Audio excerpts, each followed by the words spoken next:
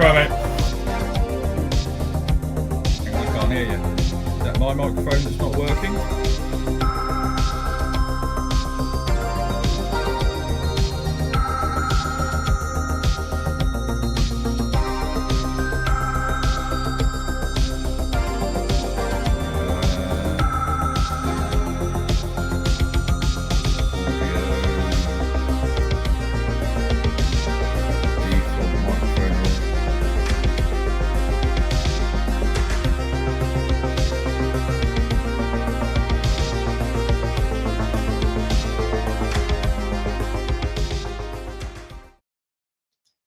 Okay, we should be live now, mate. Ah, there we go. I can hear you now. Okay, mate. How you going, Danny? I'm not bad, mate. Yourself? Good, mate. Yeah. Thanks for coming in and popping in with us again.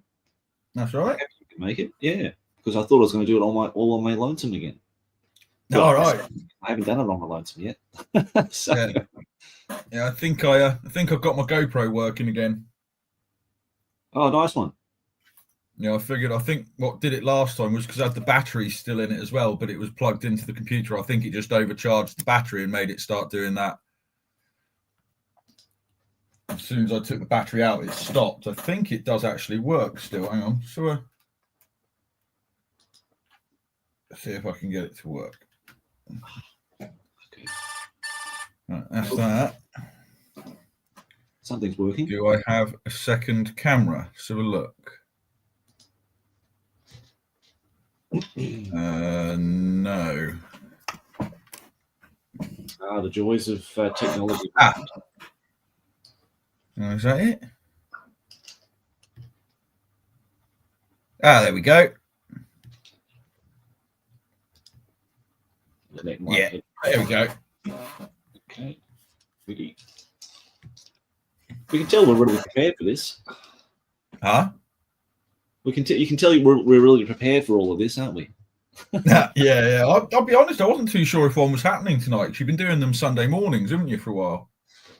Yeah, well, I wasn't really too sure about it either, and I thought, yeah, what the hell? I think we've been away for now a couple of weeks, so it's time to come back in.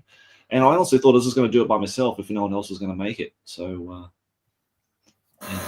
but that's good, mate. Thanks for Blood Angel Scout to come in and say hello, and Ivan Cantera Munoz. Hello, and thank you for all the amazing nostalgia-filled battle reports. Oh, that's very kind of you. Thank you. Thanks, Ivan. Good on you, mate. And then Blood Angel asked, "What's on the paint table tonight, chaps?" Danny? Your space dwarfs, mate. Oh, cool. Oh, well, he'll be very happy about that. I'll put you solo there, mate. Right. Yeah. Now, are these the official ones, or are these the other macrocosm ones? They're the macrocosm ones. We've got a plasma gun in there in this one as well, which is quite cool. So I'm going to be painting up, and we've got a couple of other ones, like a couple of bolters, and I think this one is the las gun version. Well, they have a couple that have las guns as well. That's quite cool. Yeah, it's the next 5-man squad for him. Cool. Good on you, mate. Well, I'm sure Blood Angel Scout will be very happy to see that. That's excellent. Indeed. He said Saturday evening is perfect for these live streams. So yeah, basically it's my Sunday morning, and Danny's and anybody in the UK, Europe is going to be your Saturday evening. I think that works out for me as well. Monday is okay as well. Like your Sunday night, my Monday morning is okay too. So we might even do one tomorrow as well. See how we go. See if anybody, because I know some people can do it tomorrow. Some people can't do it today. So we might do two if we can, and pop them out. Yeah, because I can do. Hi, Ganny. There you go, Ganny. Danny Ganny. Yeah. He's been blessed and christened with a new name, mate, by Cameron. Obviously, that's a typo. Yeah. Here we go. Blood Angel says he's found some proxy models for the squat exosuits. So that should be quite interesting. Looking forward to seeing those, mate. Cool. That's good. Nice one. Oh. Yeah, there are some quite interesting proxy companies out there now, aren't there? Yeah, mate. Yeah, there are. Yeah, I think Where Weevil Miniatures, my mate Marcus in Australia, he had something as well. I saw the other day with like an exo armor squad as well, but they're in resin. They're not that nice metal that you have there for Blood Angel Scout, though. That's the problem. So Blutron, how you going, mate? And Blood Angel Scout, what are you painting, Josh? Okay, well, I've got. Let's see. Let's see if I can just blow this up a little bit so you can get it into. You can see it actually. I'll put the camera on in a minute anyway. So these are for Carnifex. They're his Nurgle 40k champion models I'm doing on commission at the moment. So there's like 4 of these guys. There's a classic one here. That was in my very first painting guide from Games Workshop all the way back in 1989 or whatever it was. True Old Hammer, Jez Goodwin, Chaos Champions. And if they were for fantasy, he sort of 40k'd them up with some beautiful those metal black backpacks they had for all the Renegade Marines. And this one's more like a new version one. That's like the Plague Priest or something like that. Maybe he's going to be like a Psyker. He's got a big bloated belly and a balaclava-like Ku Klux Klan type uniform on, with these 3 bells of harmonious sounds of belching and farting, no doubt, from the Great Unclean One. So that's what's on my painting table at the moment. What are you guys painting? So let us know in the chat what you guys working on, because I hope you're painting tonight.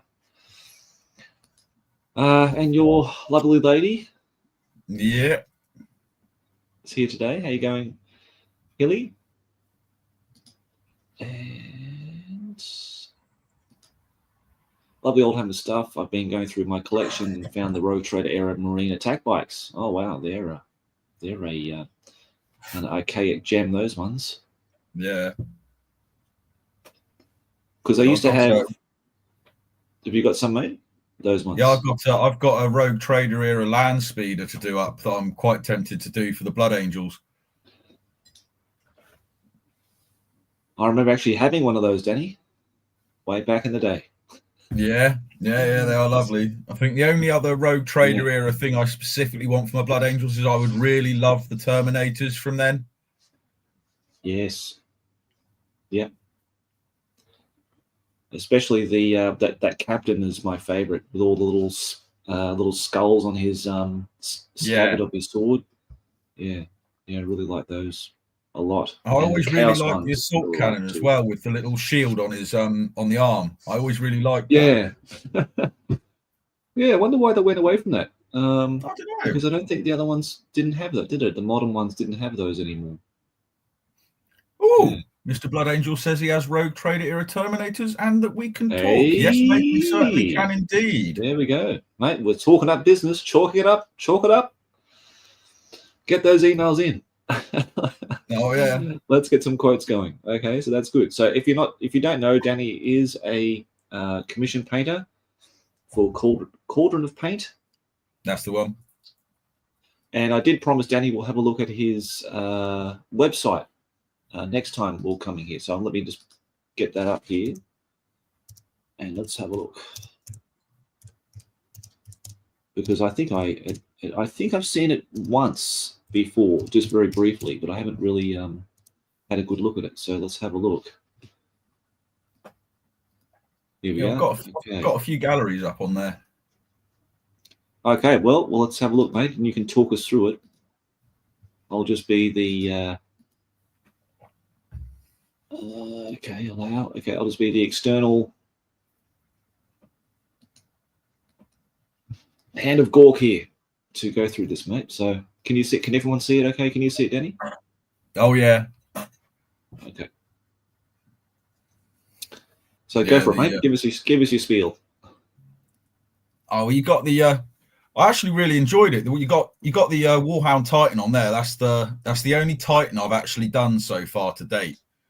But that was an awful lot of fun. That job actually turned out to be that was almost pretty much a repair job, that one as well, because the client had partially assembled it to begin with, then found out that it was a bit beyond his scope, I think. But parts had snapped, like the toes had snapped off some of it. What else? I think the legs have been glued on really weirdly, so I had to try and work them out to separate them off and then pin straight through them and all sorts of stuff with that one. But that worked really well.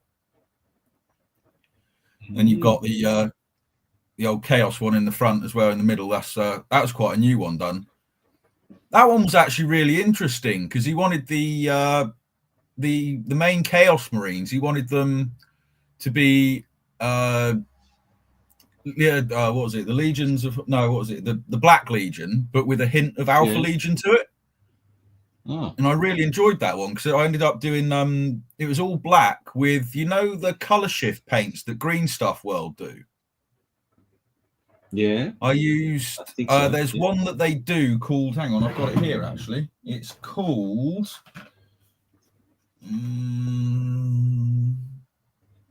Storm Surge Green, and it's a sort of a turquoisey through to greeny blue sort of color. And I did that with like the airbrush on like a really light, like sort of a zenithal, like you wouldn't really call it a prime. It's more like a zenithal spray on it onto like the shoulder pads and certain parts of the legs. And you couldn't really see it until you actually turned the model round. As soon as you started turning the model, it all started flashing off as you moved it. And that actually worked really nicely. I was really pleased with that. And then you've got a good that was the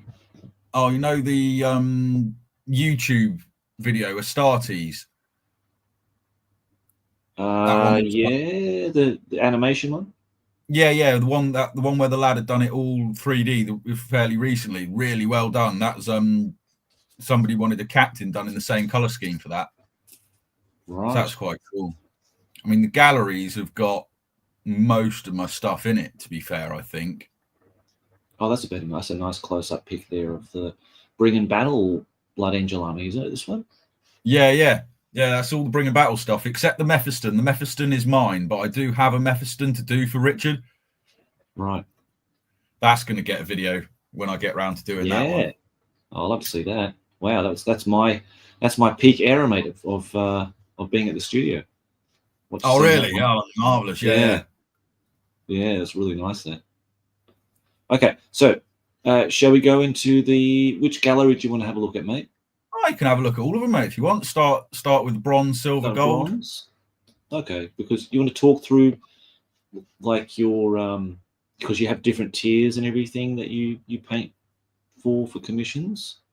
Yeah. So bronze would be your very basic tabletop. That's like the absolute quick knock it out, and it looks as nice as possible for a simple one. And that's actually there's a lot of Lumineth stuff in there. Because that was some stuff I did, which was surprisingly enough, the white for that was quite easy. That's when I just first started using contrast paints really for doing stuff. And that's just Wraithbone primer with the Apothecary white straight over the top with pure white as an edge highlight. And that brings out a really nice white armor.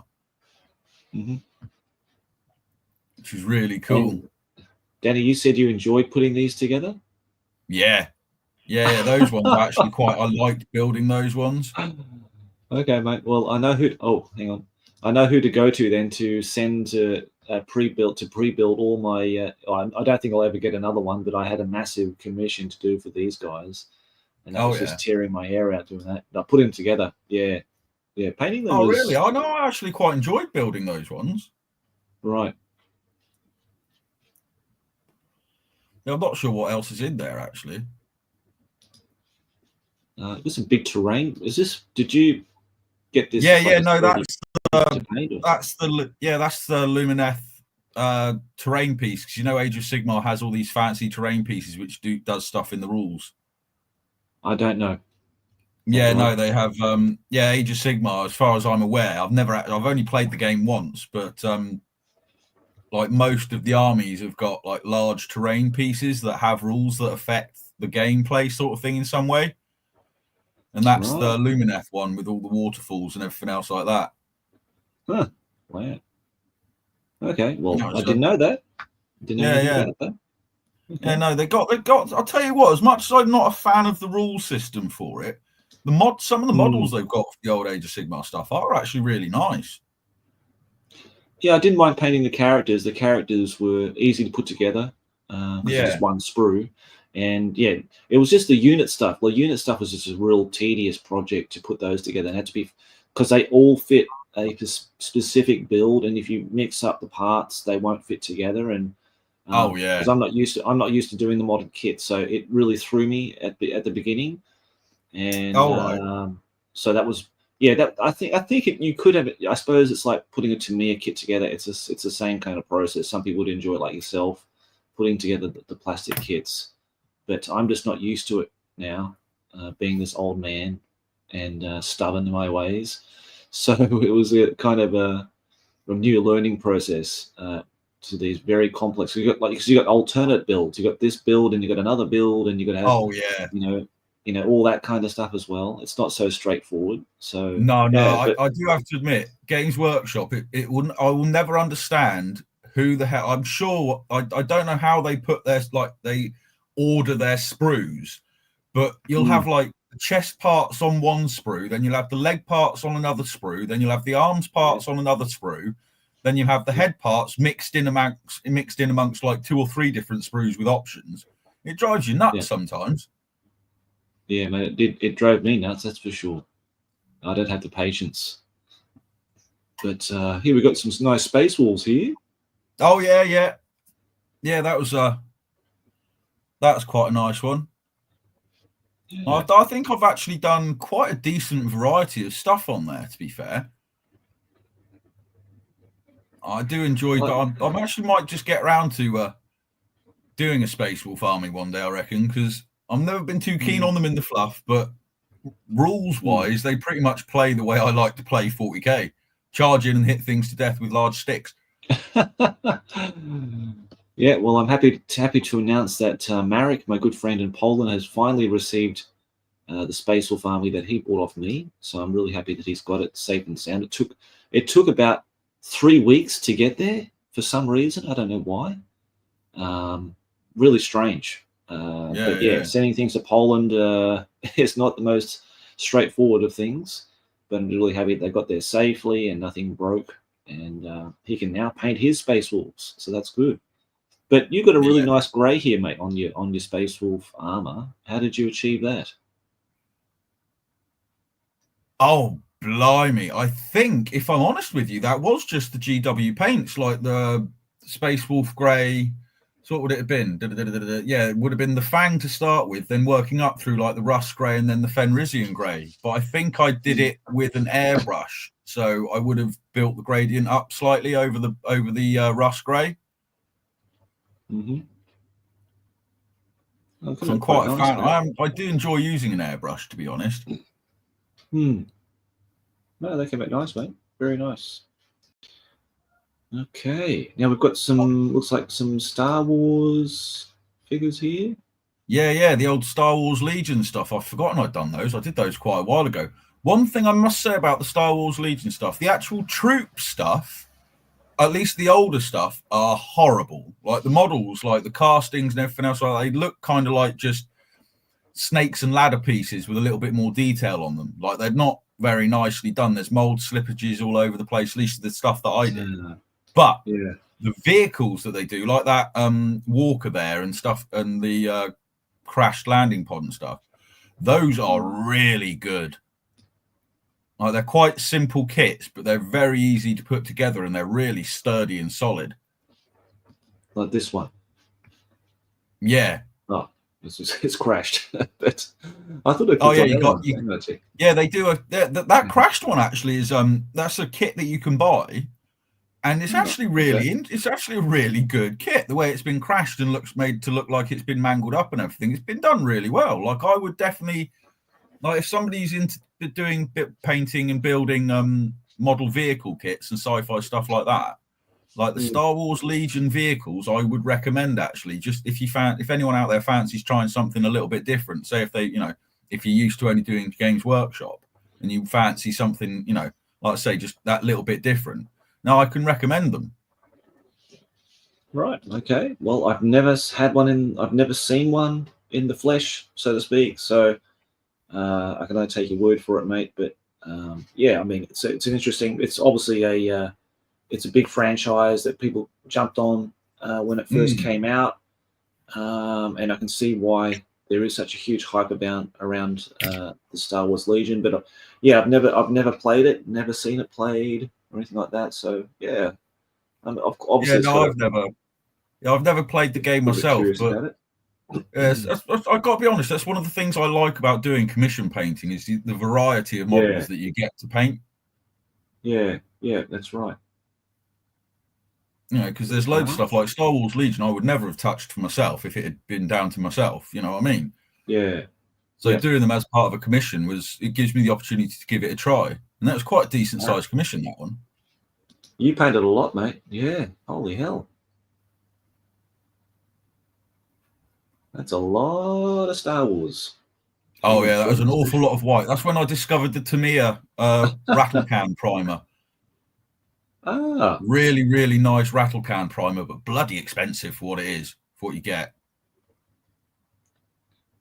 Is this just the standard white primer from Tamiya? I think it's their light grey one. Right. Yeah, that's the Forge World. Oh, what is that one? The Fire Raptor?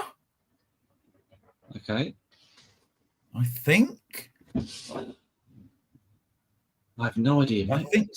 I think that's called the Fire Raptor, but I'm not too sure. It's a Forge World kit. Right. Again, there was another one I did have a lot of fun putting together, but it was very much Forge World quality, if you know what I mean. Like it was like the main base panel for the whole thing was warped to all pieces. It took a heat gun to straighten it out. I was going to say, people say that with not meaning in a positive light, that Forge World quality. Yeah. See, the stuff I've done it's really bad. Yeah. See, it's really bad though, because before I started doing commission painting, I was like a major supporter of Forge World. Like, I would rave about Forge World. If anyone said anything bad about it, it's like, that must be an odd one, surely. But then when I started doing commission painting, I've had quite a few bits of Forge World different stuff over it. And like one of the worst examples I had actually was in that one you're looking at just now. The Gal Vorbak that I painted for that, the Word Bearers Demon Possessed Marines. They've got 5 models in the whole set, and I had 2 sets to paint for it. So it was 2 of each one. And one set of 5 was absolutely pristine.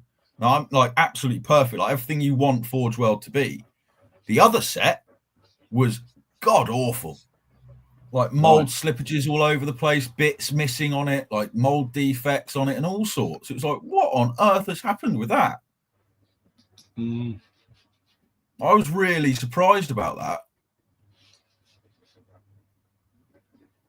Oh, some historical stuff here. That's interesting. Yeah. I've done. What's that one? Black. I can't remember Black Powder? Yeah, I think it might be Black Powder is the historical ones. The Wild West ones are a company called Black Scorpion. Right. Okay, let's have a look at these. They look quite cool too. And I'll tell you what as well, those Wild West ones, those were all done with contrast paint and dry brushing pretty much. Oh. Well, they come out really nice actually, like these. Yeah. What I've said, one of the things that contrast paints are really, really good for are like natural textures, you know, like cloth and flesh and things like that, and hair, bark, anything like that. Yeah. Like contrast paints I find work really, really well for that. In fact, I think the historical ones as well are an awful lot used like contrast paints for the base of them. Right. Okay, well, that's interesting. So you've got a good... Oh, here we go. This is the good stuff. Now, this is for Bring and Battle. Is that right? This is a Bring and Battle commission? Yeah, that was Richard's first batch. Yeah, now they're really, really nice. And this is bronze level. So there you go. If you want bronze level, I think these are fantastic. I think these are, you know, for me personally, just really shine out of all the stuff you've done. Like what I looked at previously, these really shine above that. So you did a really nice job for Richard. I think Richard got very, very spoiled here, if I'm being honest. Oh, you should see Jason's Chaos Army when it finally gets done. Oh, I'm looking forward to that for sure, mate. I think that's going to be highlighted on our Splatter Natters for sure. But yeah, these look really good. It is great, mate. Yeah, I have the old hammer stuff is definitely where my main passion for the hobby lies. Like that old hammer style paint job as well, like really bright, vivid colors with quite bright, bold edge highlights. Yeah, it's very visually apparent. I think there's a clear distinction between the other stuff and this. You really enjoy painting this stuff. So these look fantastic. All the yellows look really nice, really solid, and the reds are really good too, very strong. So yeah, mate, yeah, these are fantastic. These. Oh yeah, definitely one of my favorite jobs. Yep, I can see that. You can always tell if someone enjoys something they're painting, I find. So yeah, very, very nice. Okay, all right, so we've gone through the bronze, so let's go back. Let's go to silver now. Okay, here we got the Warhound Titan. We can look at that in close detail. There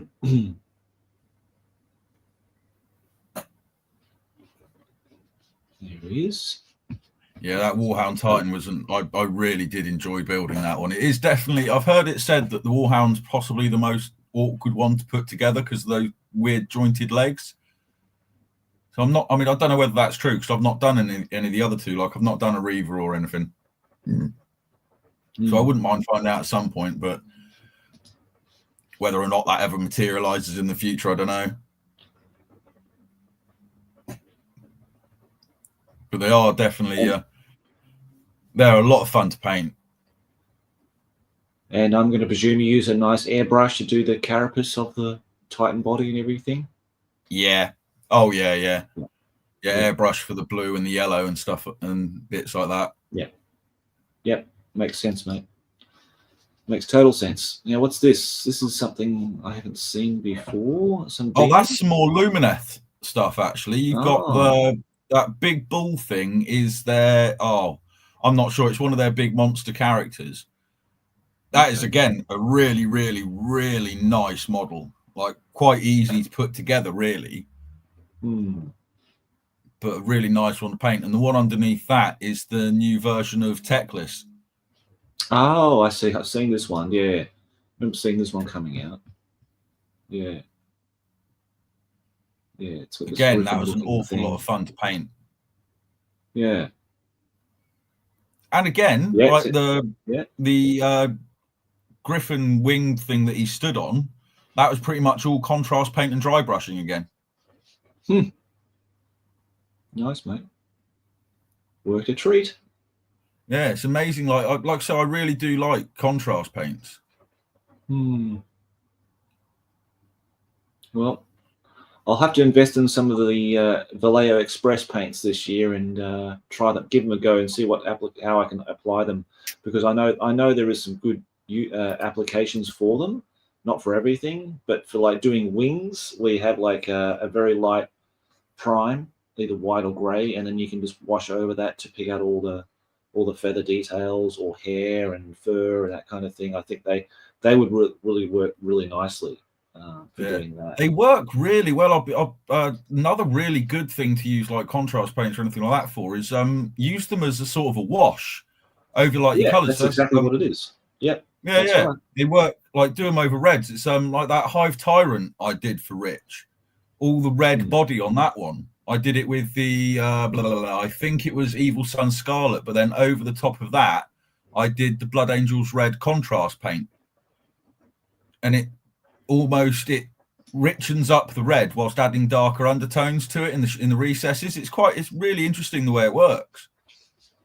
Okay, mate. I'll have to look into it more and modernize if that's a way of getting around, doing that. Because I know there are uses for it. I've always thought they were inks anyway.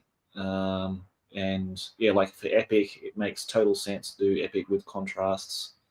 For myself, I think that they were perfect for Tyranids and stuff like that. Contrast perfect. But I did them for Carnifex's Gene Stealer cold arming. I use a lot of contrast medium for that to create all that luminous kind of skin colors for the purples and stuff like that. And it worked a charm for the Gene Stealer. Well, I think that's basically all contrast paints are really. It's like the GW paints with that contrast medium put in there. I think, with maybe like higher pigment levels, I reckon, for some of them. They're definitely formulated differently. But then others, like there are some contrast paints you'll get which are so weak, you've got to be quite careful when you use them. Yes. A lot of those really light greys and stuff like that. Take it, but so there you go. You've got some really nice quality work here from Jonny for the silver. It's a silver? Silver gallery. Okay.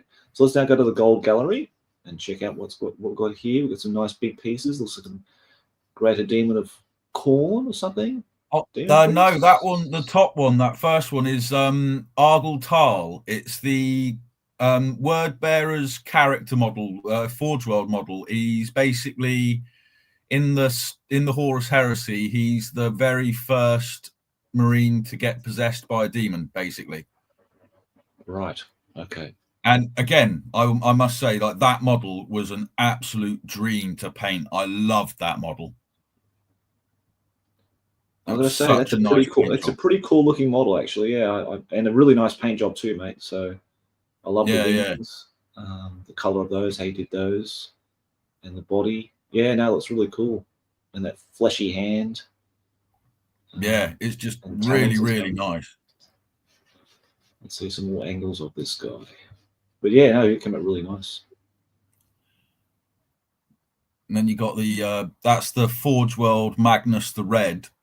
That ended up being another repair job as well, believe it or not. But if you look at the one where your cursor's floating over there at the moment, his hand that stuck out, when it got sent to me, it had been packed really bad, and 2 of the fingers had actually snapped off. So I was lucky that I managed to find them in the box, because I was just going to throw all the little, so when you get models, you get like little bits of resin and stuff like that just stuck in there, and I was going to chuck it all away, and I thought, hang on, what if these are the fingers? And the 2, like those 2 of those teeny weeny little fingers, I had to glue them back on to paint it. You can't tell. I'm quite glad. Right. Okay. Again, so this is. Sorry, mate. What were you going to say? I was going to say again, like I was saying about contrast paints, the one where you can see the back of him with those feathers on him that have the gradient from the yellow to the green. This one. That one. That's actually that was all done with contrast paints as well. So again, like contrast paints are really good, I think, for like some sort of like when you're doing some color blends and like for wet blending. You have to be quite careful with that. That's one where it goes from like the yellow through to the bluey green. You've got to do the yellow first, because even though the yellow's got really quite a strong pigment, it gets overpowered by anything at all. Like it just won't affect anything else. So you've got to do all the yellow first and then very carefully work down with it. So it's not just a case of just slop it on and it's done. You do have to be quite precise with it. Okay, we've got some good stuff now. The good old stuff. Oh, yeah, that's actually the Avatar and that Chaos Lord. Those are actually the first 2 models which started me off in my journey with Rich and Jason. Because I started watching their stuff, like I think it was like very, very early into their 2nd edition content part they were putting out. And I just really liked their stuff. And I had the Chaos Champion, because I'm not going to probably do Chaos myself ever. So I thought, well, what can I do with it? And I had the Avatar as well. And I think it was basically because in one video, I think Richard was joking with Jason about how all Jason does is prime everything black and then dry brush it and it's done. And I'd had the idea to do the avatar to look like it was lava underneath like cracked black earth. And it just, for some reason, that locked into my head.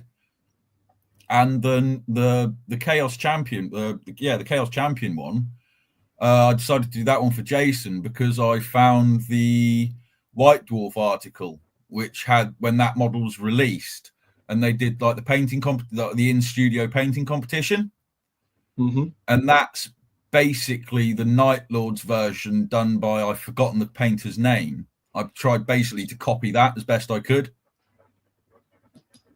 Right. Okay. Maybe Stuart Thomas.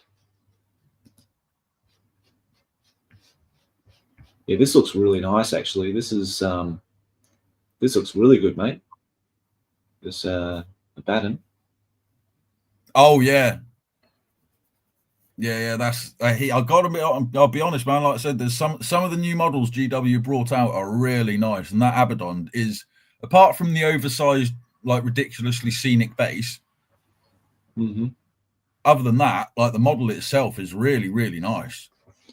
Yeah, no, you did a really sterling job on this one. I really like this a lot. It's fantastic. Thank you very much. Yeah, I love that sword, mate. The sword is like bloody 10 out of 10, mate. That sword. Thank you. Yeah. No, very good, mate. Very, very nice. Okay, well, I think we've given you a very good wrap of your painting and your the gallery here. So yeah, you haven't given me. Thank you very much. Let's no problem, mate. That's okay. Now, what we'll do now, if you want to contact Danny, you can go to his website here at cauldronofpaint.co.uk. Click on Get a Quote. You have a contact form here.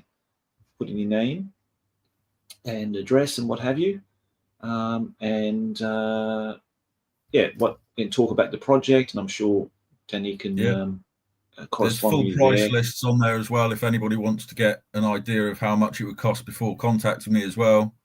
So you can go through and get a rough idea. Yep. So there you go. You've got all your pricing here as well, and you can go through that at your leisure and just talk to Danny about a quote that you might want in the future. So there we go. All right. So it's all there, all laid out in front of you. Okay. So and it's, if you're in the UK, well, it's even better because you don't have to worry about import duty fees or any of that kind of stuff. It's all done through the UK Royal Mail, and it'll get there safely delivered to you in your very hands, and you can throw it on the table and start playing with it. So there you go. That's Cauldron of Paint. All via special delivery as well, so it's all insured and tracked and 24-hour and everything else like that. You know, it's all part of it. Okay, even better, even better. So there you go, guys.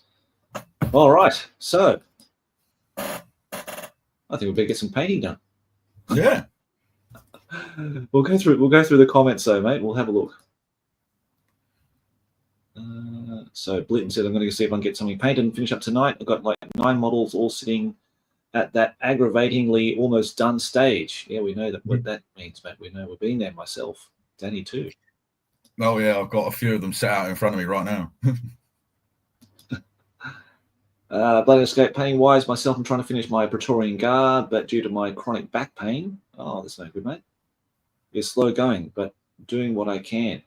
Yes, back pain, mate. It's nothing more. Yeah, it's a killer, mate. It's a killer, that. Yeah, bloody killer. So good luck with that, mate. Yo, Odin. I think that's Aaron. Here you go, mate.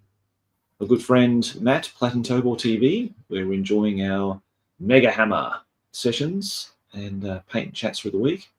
So good to see you, buddy. Oh, yeah, new kits are nightmares. Give me the older kit that can mix however you want. Yeah, I totally agree with you, man. See, I'll tell you what, though. One thing I will say for that comment, right, is as much as the older kits were a lot simpler to put together, like if you take, especially like the old metal ones, for example, putting like the big monsters together in the metal ones, you got to pin them, you got to do all sorts of stuff. With the new plastic ones, yes, like those kits are like quite often at the time, I would say unnecessarily complicated. with loads and loads of extra bits. Half the time you don't even end up using them. But all you need is some decent plastic glue. Like you get yourself some of that Tamiya cement stuff and a bit of sprue goo made up. There's so much they're more builder friendly, I think. Like instruction wise, yeah, absolute nightmare. But like compared to like the metal models that you used to get, like the new plastic kits are so much more builder friendly to put together, I think. Like when they're gluing it, you just push them together, hold them there for a little bit, and it's done. So I mean, I don't know, because I was talking about this with my mate, like the old like nostalgia versus like whether the kits are actually better. Because you like say I'm always the same. Like the older models are the better ones; they always look better. Everything else like that. But like you take the old Space Marines, for example, with the flat metal arms and the flat metal shoulders with the plastic arms that glue on. You knock them over on the tabletop, chances are the arm's going to ping off, and you've got to glue it on, and it's all sorts of nightmare. Yeah, plastic kits these days, you haven't got that to worry about.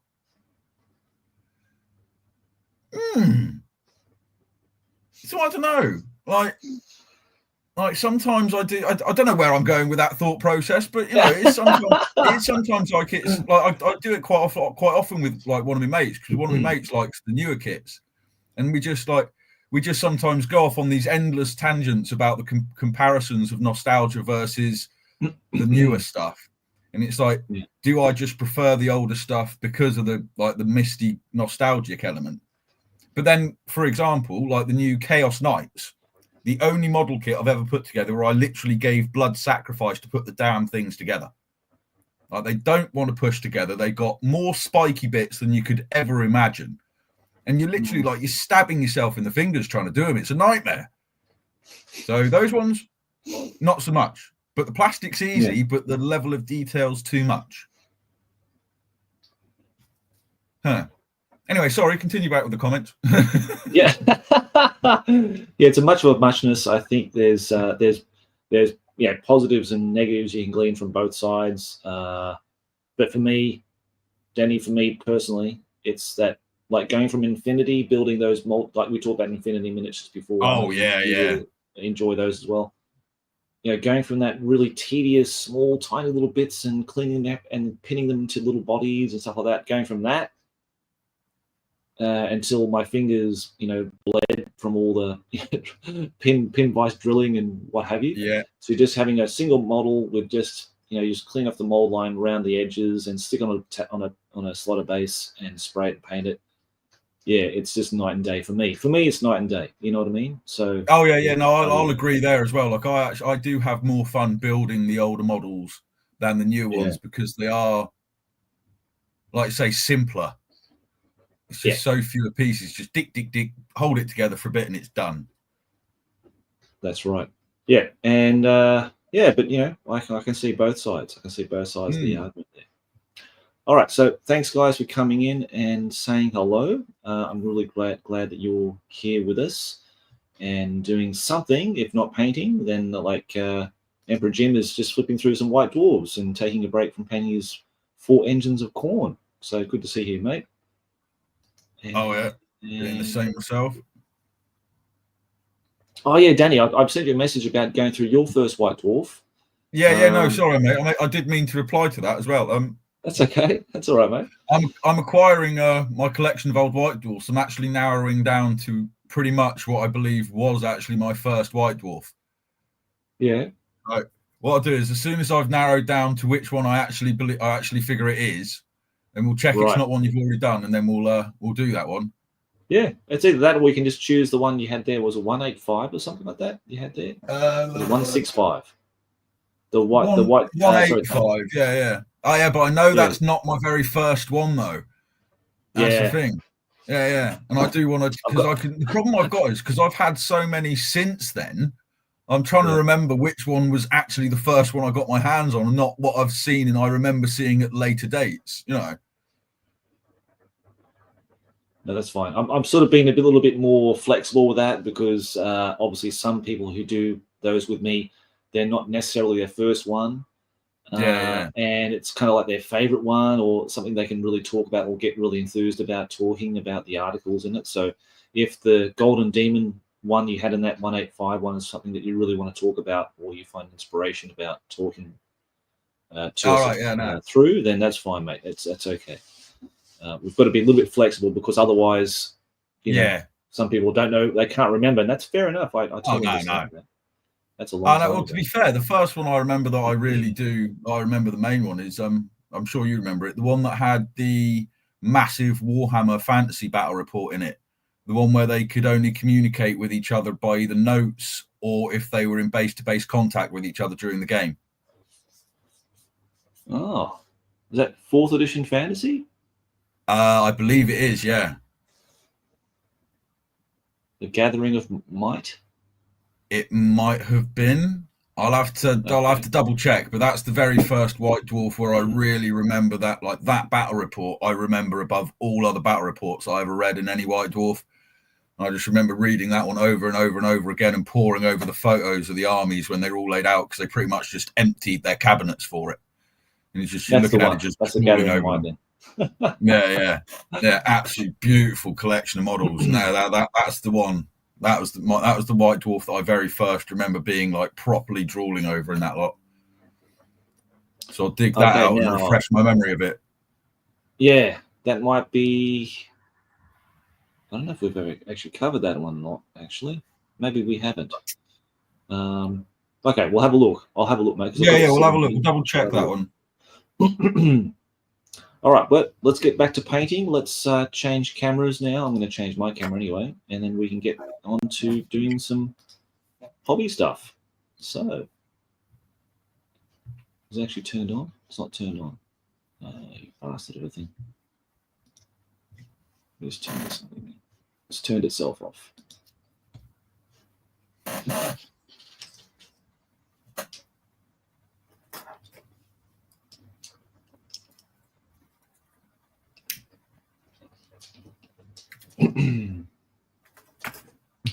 Hopefully we have a picture now. Do we have a picture now or not? Yes, we do. Okay, that's good.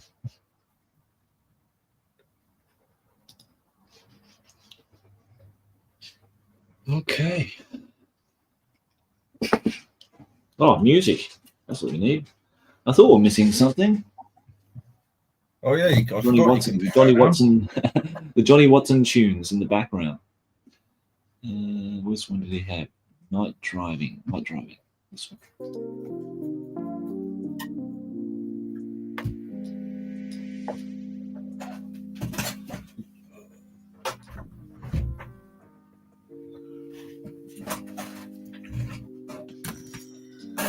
Yeah, I don't know if Johnny's going to join us today. We'll have to see how he goes. But he might be busy with the kids or something, mate. Yeah. Here we go. Let's have a look at some more ones. We've got Earl of Chutney. What was it? When the new ones snap, they are dunzo, though.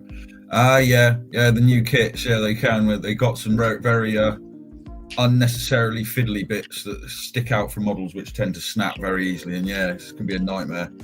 So I'll give you that one. Yeah, there's a lot of very thin, wispy, fiddly bits on the new stuff that snap. Yes, thin. On the other hand, what was it from Bleentron? On the other hand, wouldn't even get the new ones as I don't like the aesthetic. Yeah, no, I'll have to agree. There's not a lot that I've seen GW release lately that's made me go, ooh, I want that. You know what I mean? Mm. Yeah, I've had that problem for the last 20 odd years, I think. Yeah, I think. I think there have been some models that have come out that have really made me go, oh wow! Like for example, the new Nagash.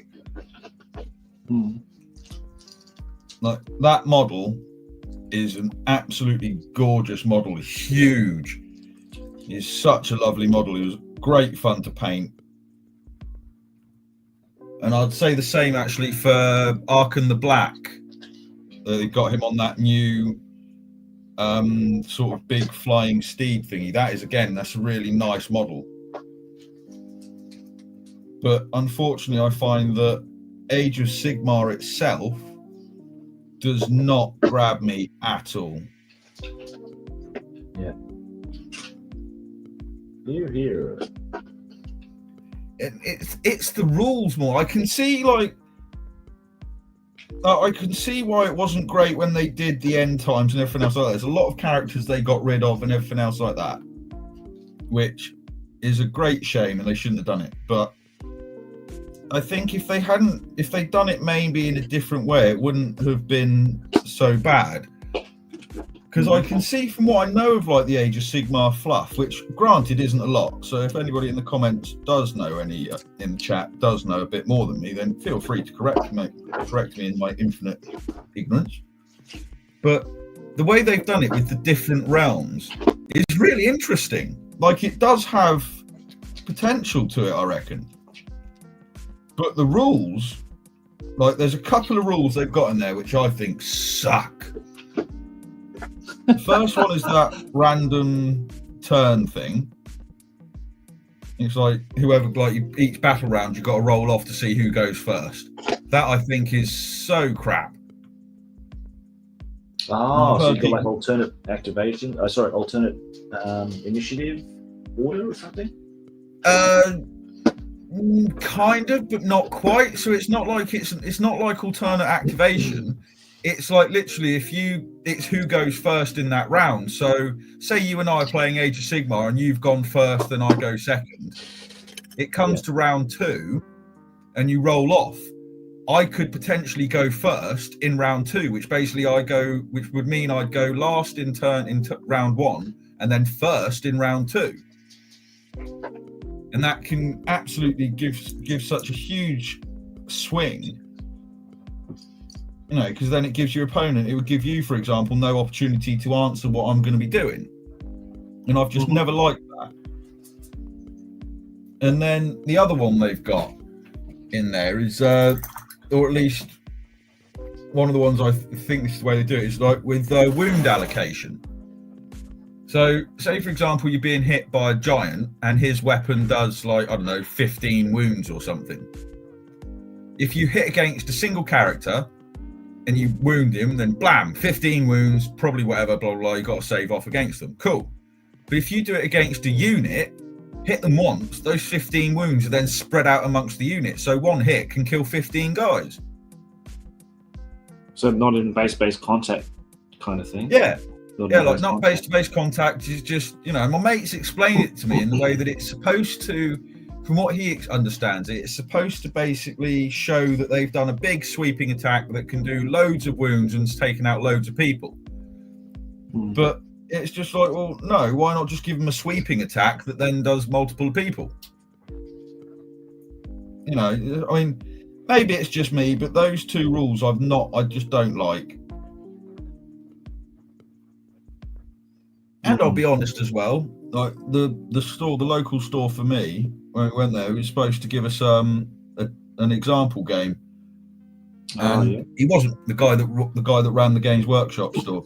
And he was pretty naff, didn't do it properly and buggered off and just left us halfway through, and I charged him and it got absolutely annihilated. Then he came back and went, "Oh yeah, I bet you enjoyed finding that out." I was like, 1, no I didn't, and 2, I don't particularly fancy playing Age of Sigmar anymore, thank you. Well, yeah, the demo game is a big thing, if you don't get the right demo game from the right person, it can really influence your idea and what you walk away from, basically. Yeah. Oh, it really did, mate. He absolutely fluffed that one. By the time we'd finished that, I had absolutely no intention of ever touching the game ever again. Yeah. Now, I've only seen it once played on Guerrilla Games, and because just out of curiosity to see what it's like. I saw the very first inception of when Age of Sigmar came out, and using all your old models with these lists that had no points and all that kind of stuff, and it looked like an absolute mess. But I saw the later versions of it with Guerrilla Games, and it just didn't really do anything for me whatsoever. So it's not really, it's just its own thing. It's not really, I don't even consider it Warhammer. I think they should have just changed the whole name and just made it something else altogether, you know what I mean? So I hear Warcry is better. I hear Warcry is just a better game, better system. So people here who play it locally that I know really enjoy Warcry. So, all right. But hey, I'll reserve judgment until I get to play it. I don't know. It could be something. There could be something about it. I mean, Jervis Johnson wrote Age of Sigmar, so there must be something good about it because I love Jervis Johnson games. Yeah, I mean, to be fair, you're not going to like every game system that's out there, and Age of Sigmar is a very, very different rule set to Warhammer Fantasy. So I mean, it's not like you're guaranteed to like everything when it comes out. I mean, I'll be honest, when I've never really gelled with 3rd edition up till 7th edition 40k rules. Yeah. I never like 8th edition rules. Like, I actually really enjoyed them when they first came out with the addition of the strategy cards and all that sort of stuff. It was something different, and it was actually quite a lot of fun. And then by the end of it, it got bloated as all hell, and you just had to have, like, for some armies, like Blood Angels, you had to have like 3 books, I think it was. 3 books, 2 decks of cards, everything else like that. And then out of the decks of cards, you only use about 3 or 4 of them anyway.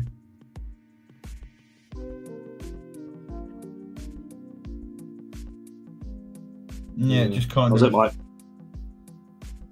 Yeah, I've never experienced those sets myself, mate. So I've got really no point of reference here to call upon to differentiate between all of them. But yeah, for me, I've never been a big 40k person anyway, to be honest.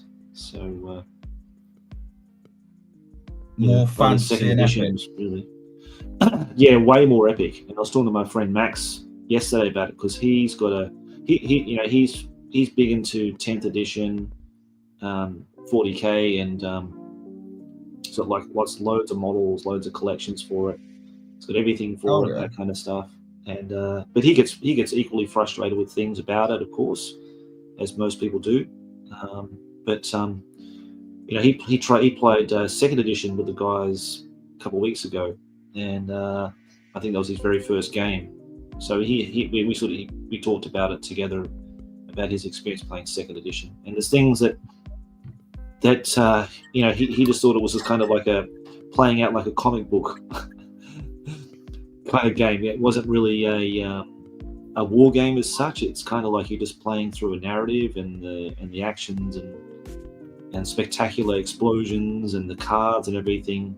Yeah, that's what I love about 2nd edition. I think it's its greatest strength is because there are so many random things that happen that you don't have an awful lot of control over it sometimes. But compare that to the later editions where they really try to build a rule set for tournament play, organized play. There's just a vast difference in game design philosophy and everything. So, yeah. But I can see his sort of because he obviously played a lot of the editions since 3rd onwards, so he's got way more experience than I have in playing those editions, like all the way from Rogue Trader all the way up to 10th edition. So he's got quite a span of knowledge there. Yeah. So he's got much more how do you say it? Much more experience, I suppose. Yeah, gained experience from doing all that. Lots of sort of value exposure, knowledge. maybe. I've got almost very little. Even 2nd edition, I didn't really play a lot of that either. I was mainly just sort of painting and stuff and trying to get stuff ready. And by the time I got all that stuff done, that was 1996 or so. It was almost at the end of the cycle anyway, end of the 40k 2nd edition era. So that was the end of that. But yeah, Epic was really my thing. No big surprise, I don't think that. Yeah. I mean, I've said it before, but Epic is definitely one that I'm really looking forward to getting into that one because it's one that I always drooled over the models, but never actually played the game. Yeah. Well, you got a couple of Mega Gargants there, mate. So you got plenty of stuff to work on. Oh yeah. Although I have to be honest, after watching your earlier epic battle reports, mate, like Chaos, It's got to be Chaos that I start with. Yeah, you can't beat Chaos. Just the different demon engines you can get for all the different gods, the demon princes the demon primarchs that you can get. I'm getting the impression that trying to track down all the plastic stuff that I'm going to want, like all the World Eaters and Thousand Suns and stuff, is going to be a little bit of a challenge. But well, I'll talk to my good sponsor Scott at Black Arrow Minis, because he said he's got tons of plastic there. So, oh really? Danny, we'll have I've had a look on that, so I'll have a closer look for the plastic sort of stuff as well. Then on his website, I'll have a look for that. Well, it looks like he hasn't got it listed yet, so you'll just. Oh right, okay. I'll contact him about it and say if he has any plastic Chaos stuff there for you, and if he does, I'll get you in contact with him, mate, and you can talk it through him. Oh yeah, that'd be absolutely awesome. That would, because there's quite a lot of metal stuff. Like pretty much, I think all the metal stuff I can find fairly easily. It's just like the plastic stuff. Oh, that's the point. Do you know if they ever released an epic version of Abaddon? No, because they did Gazgul and they did Yarick and stuff like that. Did they ever do Abaddon the Despoiler? No, but Yarick and Gazgul were like conversions, though, as far as I know. Oh, really? What? I don't think they ever made actual models for them, did they? What, for Epic? Not that I know. That would have come later, like, because I only played 2nd edition, so they never made models for them specifically.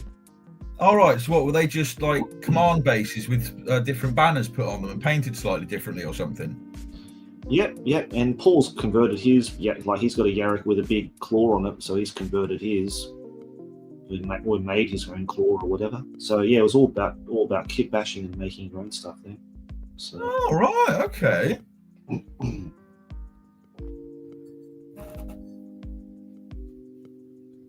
Yeah, my Yarick is my Yarick and my Gazgul are just basic standard command units with a different coloured banner on it. Right. At 6 mil, Danny, you're not going to tell the difference. That's fair. That's a fair point, mate, isn't it? That is true. Yeah, that is definitely very true, isn't it? But I should have, by the time you wake up, Danny, I should have the next Adeptus Titanicus battle report up on the channel. Oh, awesome. So that was really fun to do. That was the advanced rules using the Codex Titanicus book. And that was really cool. I really enjoyed doing that. That was a good one.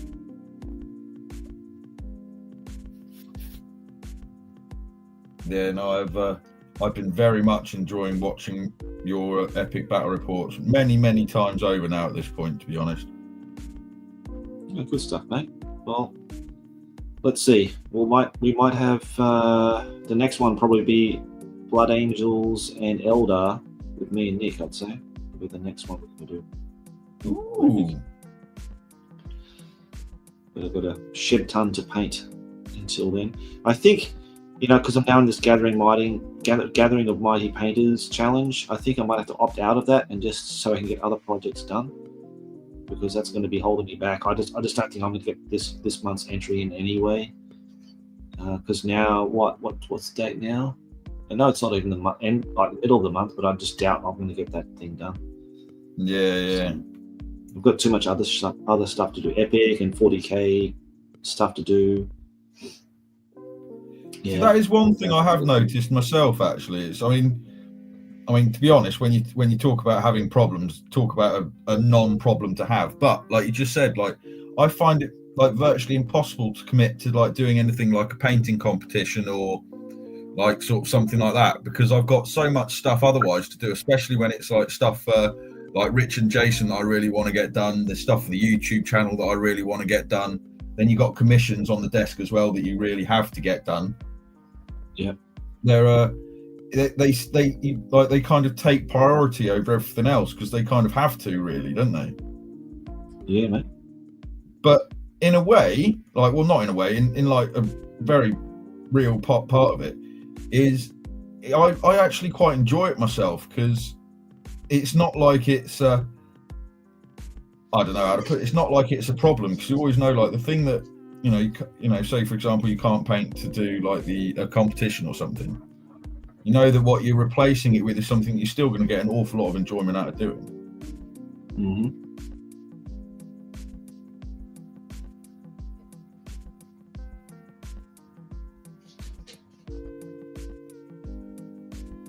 Yeah. No, I enjoyed that challenge for now, but I think I've got a bit more painted from Empire, so I'm happy about that. And yeah, time to just move on and get some other stuff done, because there's loads of videos I need to do for Epic and other stuff that I need to do as well. So I want to do some terrain this year. Oh yeah, that'd be awesome. Because I was talking to Nick about it. We do want to play Rogue Trader 40k. I want to give it a shot and put it on the channel. And we are thinking about doing his Eldar versus my Orcs in a Rogue Trader 1,000-point game using awesome. the Rogue Trader rules. Yeah, so that's like the modern sort of rogue, like, using like Here We Go and Freebooters Rogue Trader books and the compilation rules for Eldar in a small game. But I want to make some nice terrain for it, though, nice orc buildings and stuff like that. Yeah. All that kind of thing for it. You know what I mean? Yeah. Because we've got limited time now, because Nick will be going back to the UK in August, so we want to try to do as much stuff as we can together before he goes back. Yeah. So that's one of the plans. That and the 40k battle report, and we'll hope to get another Man of War or something done as well. Yeah. Oh, dude, I'm very much enjoying your Man of War as well. Yeah, it seems to be really popular, which is really good. It's one of those obscure titles that, again, like, I played Horus Heresy yesterday, the board game, and right. And I've never played it. Max, I don't think, had played it with another person. He played it solo, and I really enjoyed that. And I threw that up on the post on my channel, and I was surprised how many comments I got, because I thought no one would really be interested, because it doesn't involve miniatures. It's just pushing counters around on a board, But yeah, it was a lot of fun. I did get to film it, so people who were asking about getting a battle report, I did film it, so it will be coming out at some point. Oh, nice. But I really enjoyed it, mate. Yeah, I just didn't think I'd enjoy pushing counters around a board, but I did. It was fun. Yeah.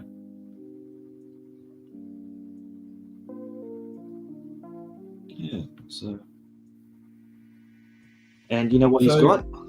He showed me his special room, mate. It's like that. It's like some kind of basement, where you got all this load of guilty purchases of games and miniatures. He's got one of these rooms up in his house where it's just like it's all locked and secure and everything like that. He's got like these big black cabinets in there that are under lock and key. And so he showed me his second room of stuff that he's got there. It's got like Advanced Space Crusade. It's got, which I said, we're definitely going to play that. You've got to get the miniatures painted. We're going to definitely give it a go. He's never played it before. I said, mate, we've got to do it. We've got to play that at least once before we die. So, and that's classic. Yeah, and he's got Ultramarines, and that's the next project he's going to start putting together and painting the miniatures for, and all that kind of thing as well. Because I really love to play that again. Dungeon Quest and all the expansions for that. Yeah, he's just got like his treasure trove of games and miniatures in there. Which are incredible. Yeah.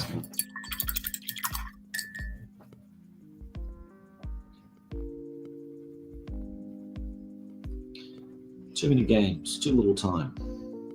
Yeah. Too many miniatures to paint and mock games that you want to play. Yeah, mate. Sure is. So I'm curious then, who's your favourite fleet in Man of War? That's a tough one, actually, because I do enjoy dwarves, but they don't have magic. But I like how they don't have. I like how the wing doesn't affect them at all. They don't care because they're all under steam. Yeah. So they can just do whatever they want, and they've got like turrets that can fire in different directions and all that kind of stuff. And I just like the whole thing behind the Dwarfen fleet. But I like the Empire too because of just the look of the ships and the because you can take wizards, of course, and the different array of ships you can take. The wolf ships are my favourite. That particular fleet, but I love the Skaven. I played the Skaven last with Nick. Actually, really enjoyed playing those a lot because of just the craziness of running a Skaven fleet, all the magic and everything. And I love chaos, so it's a really hard one. Actually, I think they're probably my top fleets I've played so far that I've enjoyed the most. And now that Cameron's here, because I know Cameron's a massive Man of War fan. I really hope to do the Viking fleet this year, the Norse fleet. All right. And run those for the first time because they're really interesting as well because they've got no cannons on their ships at all. They're purely just boarding action type of fleet. So you've got all different types of crews you can take to make them unique. Okay. So yeah, I really want to get those done because they look beautiful as well. The sails and all the shields on the outside of the hulls of the ships, they look really, really cool. Did Undead ever get a fleet in Man of War? My understanding is that they didn't, but then I could be wrong. Maybe it was a mail order exclusive thing. Maybe someone in the comments will let us know. And there's just been other. Maybe I've got a hunch they did for a very brief time on mail order, but I could be just talking at my ass about that one. Maybe they didn't, and but they did get rules in a journal, as far as I understand. All right. I did notice from the battle report against Chaos Dwarfs that you're not a fan of them. No, they're bastards. I do want to play them to beat them because they're just fuckers, mate. They just sit back and they've got templates which just should not be used in the game. Like they've got like templates they use in 40k to send rockets in and to just blow up ships.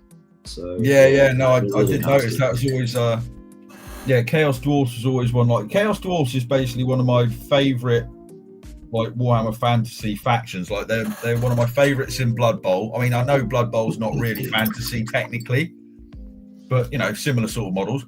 They're my favourite in Warhammer Fantasy, and I've always even though I never played Man of War, I always knew that the Chaos Dwarf models existed. I always loved the artwork for them. Yep. There you go. Cameron said, Undead got rules, no models. There you go. I knew he would know that. He knows everything about Man of War.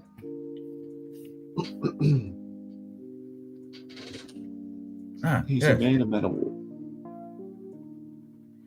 Oh, grief, yeah, there's loads of comments I didn't notice. My comments weren't moving down and updating for some reason. Huh. What else we got in here? People did all sorts of characters for Epic that way through the years. Or garage casts. Oh yeah. I've only seen them in 3D. Oh yeah, Warcry is very slick. A bit board gamey, but works really well. Oh, right, okay. Yeah, I think I have. I'm trying to remember. I think I might have tried Warcry at some point, but it involves cards as well, I think.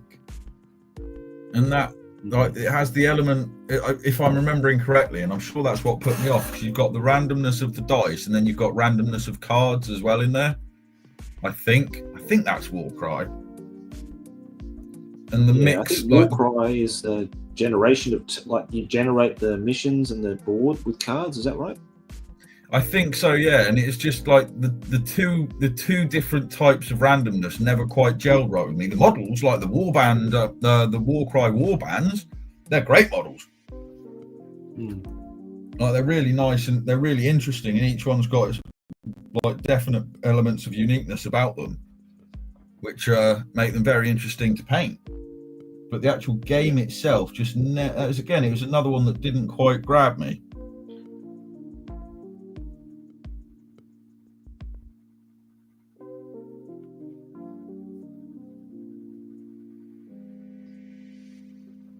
What are the comments have we got that I've missed? Let's have a look.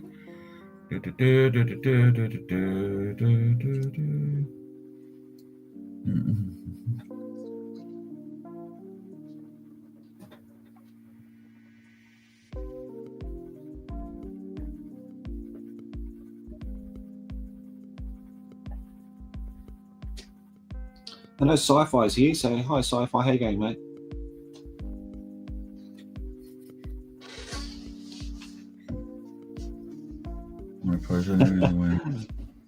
There's a few comments there. Sorry guys, I really need to get stuck into this, so we'll get. That's right. I think it.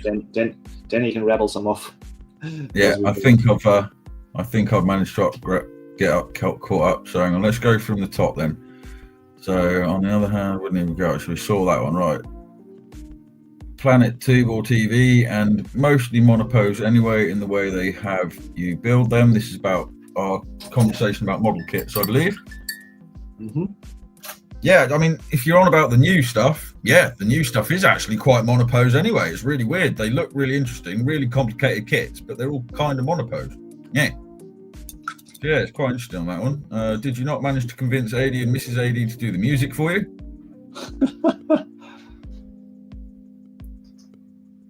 And what was it? Bleentron. I've been in love with some of the stuff that Crooked Dice have put out recently, though.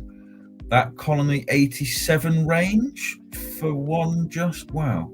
I haven't actually seen anything by Crooked Dice, if I'm being completely honest. Crooked Dice. Yeah.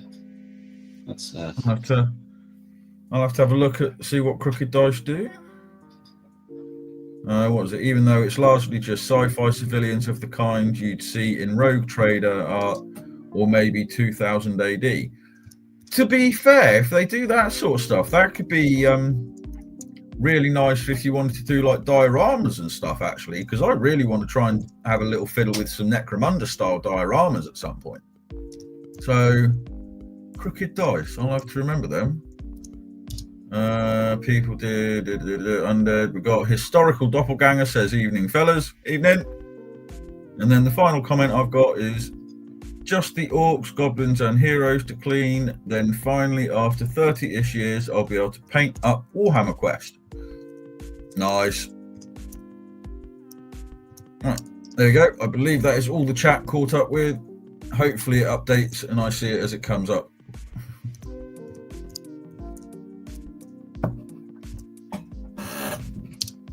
Okay. I just sent Matt an invite if he wanted to join us. I know he's done it before. He's not on our messenger group thing.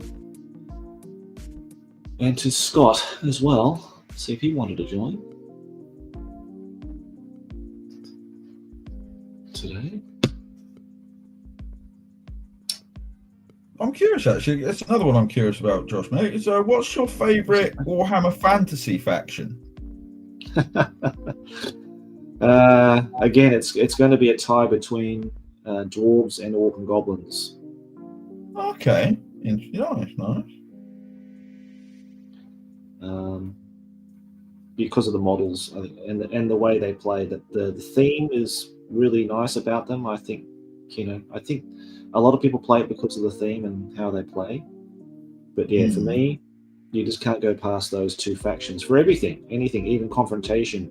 Dwarves and goblins were the two factions I was attracted to the most because of the miniatures. But yeah, how about yourself, mate? For 40k and all that, what's your go-tos? 40k, it has to be Blood Angels, and that's basically all I ever really played, if I'm honest. Mm-hmm. I'm when it comes to model-wise, probably Eldar. And if it comes to craziness of rules, even though I've never played them, but they're an army that I do really want to play at some point, it's got to be Orcs. Right, yep. I reckon. Chaos, See, Chaos is one that I've done. I've played it over the years, and the models are really interesting, but I don't know. When it comes to 40k, there's always been something about Chaos where I've enjoyed painting the models more than I've enjoyed playing them on the tabletop. Right. And I'll be honest, like, I have really enjoyed painting the models over the years for Chaos. In fact, one of the units I've got to do for Jason's army, you know, shameless future plug when it comes out, are the second edition Noise Marines. Oh, yeah, nice. And they are a range of models which I never managed to paint back in the day, always wanted to. And now that I've actually got them to paint for Jace, I am so looking forward to doing like a full, like trying to do like heavy metal paint job on those boys. Yeah. Are these the guitar welding ones? I've actually got the guitar one that they redesigned, but no, it's the ones that had the weird sort of like bondage style face masks and stuff. Yep. Those ones, those. It's got the different weapon loadouts. I'm pretty sure I've got all different, the 3 different types of weapon loadouts. So the Doom Blaster, the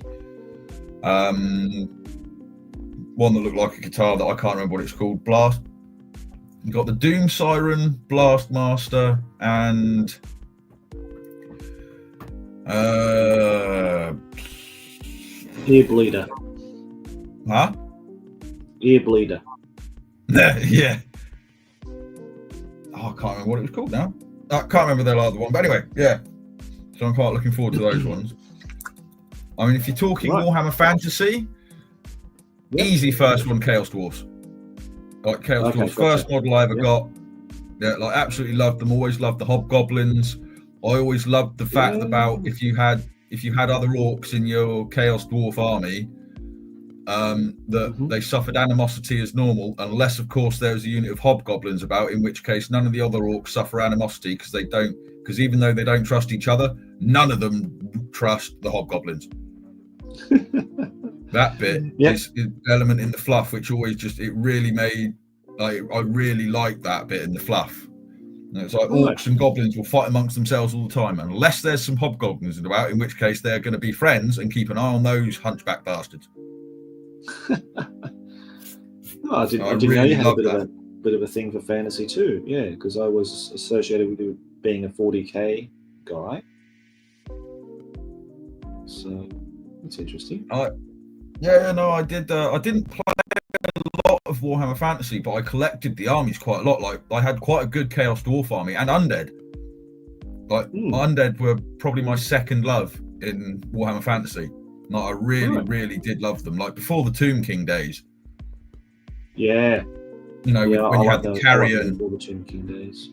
Yeah, well, like the Carrion. I really loved the Carrion. I was so upset when they left and disappeared. They were no longer in the army listing. They're brilliant, aren't they? I love those models. Yeah, I really like them. And like, I'm one of the few people that I really love the first Nagash. Like, I know I've said that I really do like the new Nagash they brought out, but that first Nagash that came out, I've always loved that model, and that's one of the models that I've never owned, but I would love to own at some point. Yeah. And then after that, it was oddly enough Chaos and Beastmen, but Beastmen mostly. Like Beastmen, I really enjoyed doing, just like paint. Again, it was mostly on a collecting aspect and a painting aspect for the Beastmen. I always really enjoyed painting the mix of fur and armor. Right.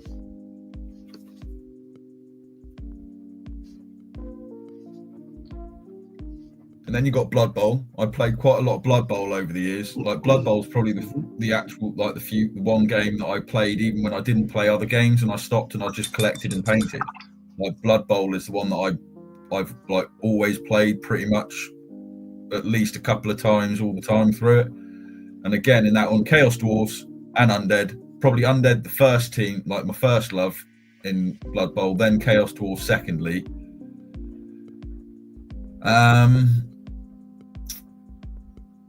And then after that, actually, High Elves. Oh, wow. Okay. High Elves in Blood Bowl. Again, I really loved painting the models. That was an army that I always wanted to do for Warhammer Fantasy. but I could never bring myself to do it because the models always looked so like they were the models which, you know, back in the day I loved, but I thought I'm not good enough to paint those. So now, like, I would love to get my hands on some high elf stuff. Oddly enough, actually, my mate told me that they've re-released all the high elf stuff for Warhammer Old Worlds in plastic kits. And I've had a look, and I've got to be honest, they're actually pretty good. The new high elf stuff they're re-releasing for the Old World. Yeah. Okay. Yeah, like they're actually really nice. They don't have that stupid over-the-topness that Age of Sigmar stuff does. Like they have like quite a, like they retain that old Hammer sort of look, but just cleaned up a bit for a newer plastic kit by the looks of it, if you know what I mean. And I'm really tempted to get a couple of them and see what they're like. Cool. Yeah. Well, you'll make your local Games Workshop store very happy with those purchases, mate. That's very true. Yeah, very true. Right. So he's back. We got him back. Yeah, I shall be back in a minute. Yeah, I'm going to go make myself a cup of tea and I shall be back in a couple. Okay, mate. No problem.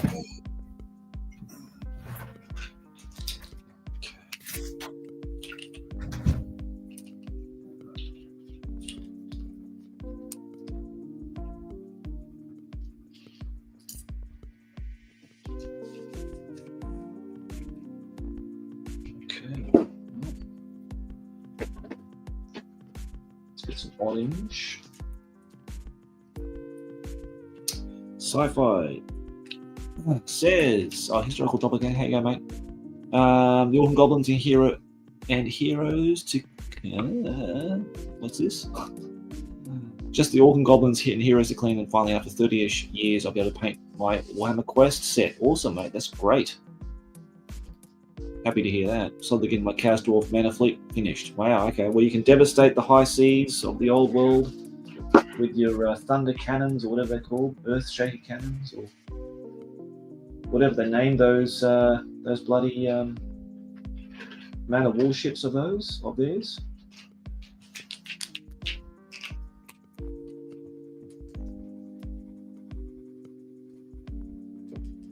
Yeah, I don't know how well they were play tested. The Chaos Dwarves and Man of War, to be honest, because I could never get near them in the 2 or 3 games I played against them. Could never even get a boarding action against them. I don't think. Never got near any of them before. I just got completely trounced by their heavy artillery. Thunder Barge, that's what it's called.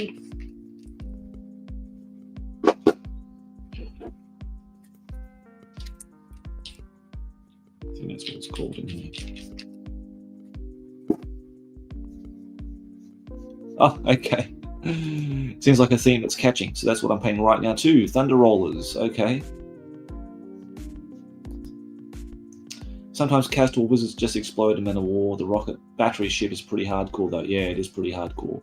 Especially when they misfire, but the misfire chart doesn't really do much to them, really, unless it's like you get like a really unlucky roll. And they do some significant damage on your ship. But I've yet to play Blood Angel Cat said I've yet to play a game. You'll love the game. I mean, the game is absolutely brilliant.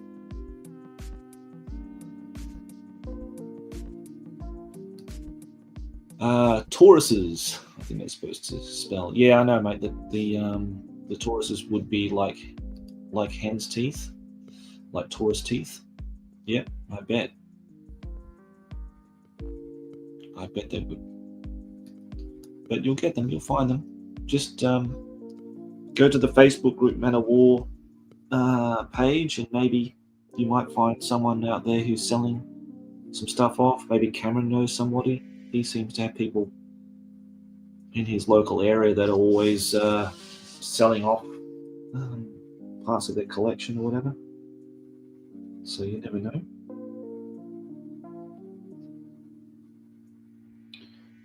Cameron seems to be the man. That's Kraken's weight, by the way. That seems to be the man that has the connections. Mind you, Cameron does a lot of 3D printing too as well. So maybe just 3D printing those flyers would be a good alternative and a good choice anyway, if you really wanted them.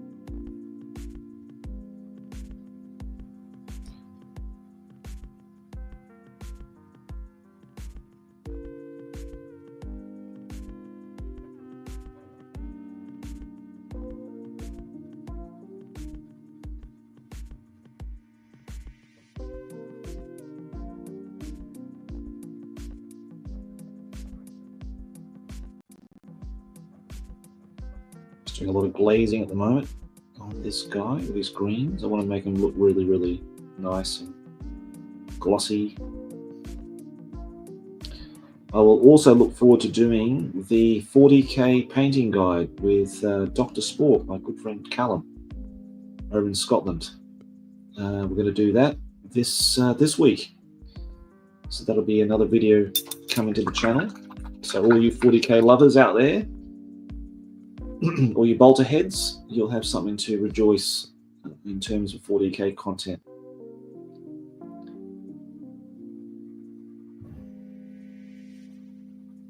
Because that's a really nice book, that.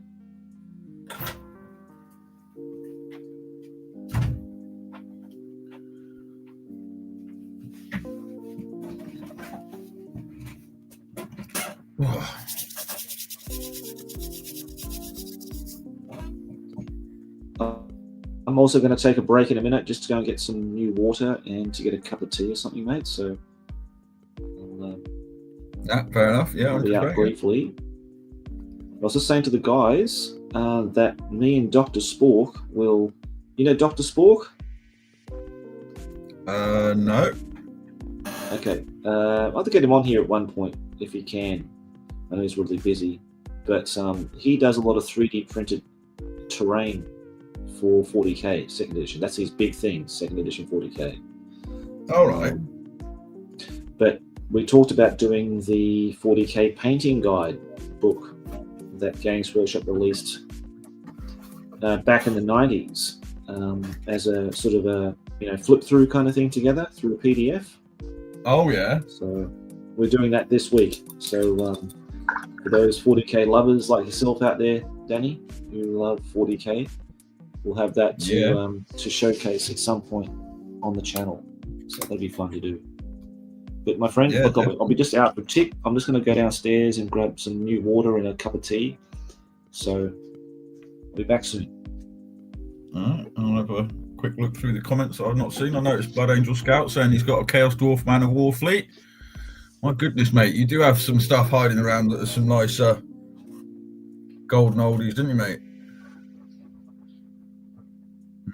That's why I like Chunder Cannons, yeah. That's what I'm painting right now too. Thunder Rollers, Krakens. Sometimes Chaos Dwarf Wizards just explode in Man of War. The rocket battery ship is pretty hardcore though. Yeah, I've seen the rocket battery ship do some damage, I think. And Chaos Magic in general in Man of War seems to be very much, yes, it worked, and now everything's dead on my side. Doesn't seem to be any middle ground. I might be wrong, but I'm looking forward to giving the game a go. Yeah, I'm the same, Blood Angels. Yet to actually play a game. Never played it. Always knew the models existed. Do remote games. What is the Discord? Yeah, Josh's. No, yeah, there we go.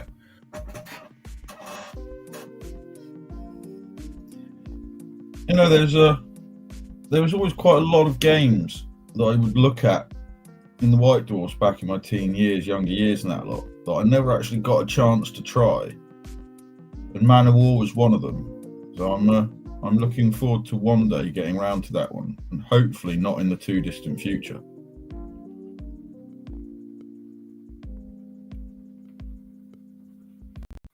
Epic is going to be the next one that I venture into outside of second edition 40k. Although my son, or one of my sons rather, has said that he wants to get into playing it, and he likes the smaller warband style games. So I suggested to him giving Necromunda a go, because again, that's another one where I always really like the models. So there is a good possibility of, in the not too distant future, getting some Necromunda making its way onto my channel, which I'm quite looking forward to.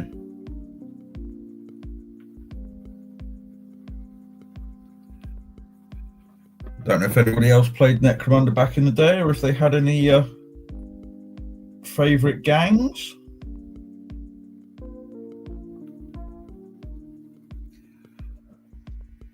Don't know if Discord is actually up. Not Discord. Keep checking on the comments.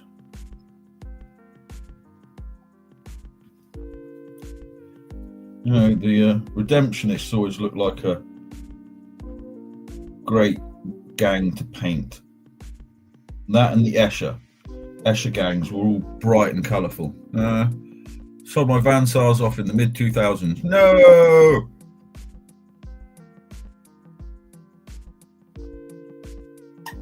No, Vansar's always an interesting one. They're the ones which had the more, the more up-to-date weapons, weren't they?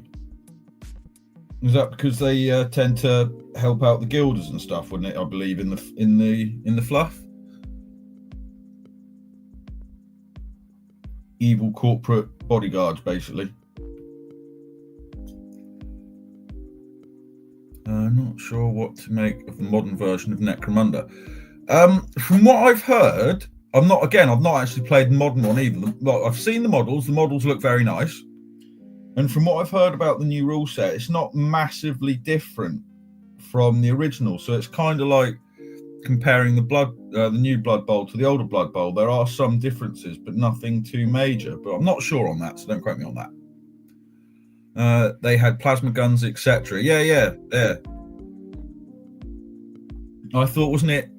Or was it the Vansars? Were they the ones affected by radiation a bit as well? Had Goliaths and Orlocks as they came in the box. Then Pit Slaves and Ratskins. Oh yeah, Ratskins was always a very interesting warband to do. I like the character model, especially the Ratskin one that was on the giant zombie rat thing. No, I remember that model. What was he called? The Caller or something?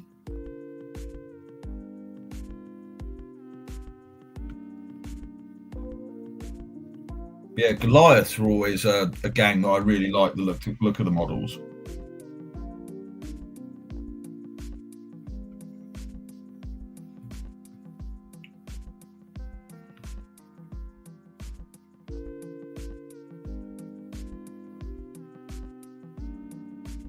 Oh, and the weird ones as well from Necromunda that always kind of looked a bit like they're a bit Gene Stealer culty, bald headed and whatnot. What are they called? I can't remember what they were called now. Oh, Scavvy Gang. Yeah, like the Scavvies are the ones I really would like, and the Plague Zombies with Carlos Valois. Well, I'm quite tempted to make my first gang a Scavvy gang that I'm going to model around Carlos Valois and see if I could just have him. Delac. Yeah, there's the one. Thank you very much, Bleentron. They were quite an interesting looking one. I mean, to be fair, the beautiful thing with Necromunda is because it's warband size, you could, in theory, do every single warband out there and then just try them out and see which ones you like. What's the standard warband size for Necromunda? If anyone could tell me.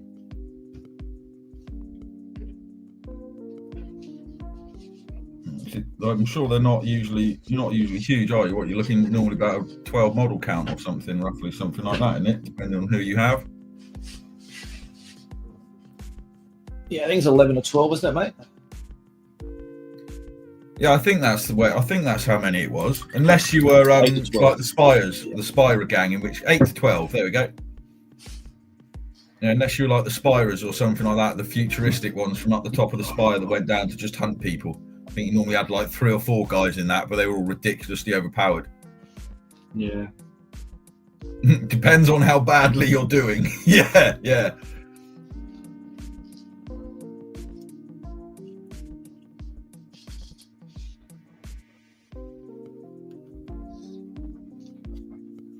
Oh, that's good. There's some coffee.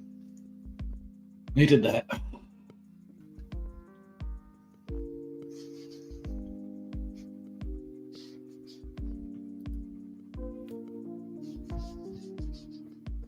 Oh yeah, the spirals was some major power creep. Yeah, the models did look very interesting though. Like, again, never played it, so I don't know what they were like to face off against. But did anyone have to face off against the spirals as like an ordinary gang, like an Orlock or something like that? And was it just a case of, try and survive rather than win the game?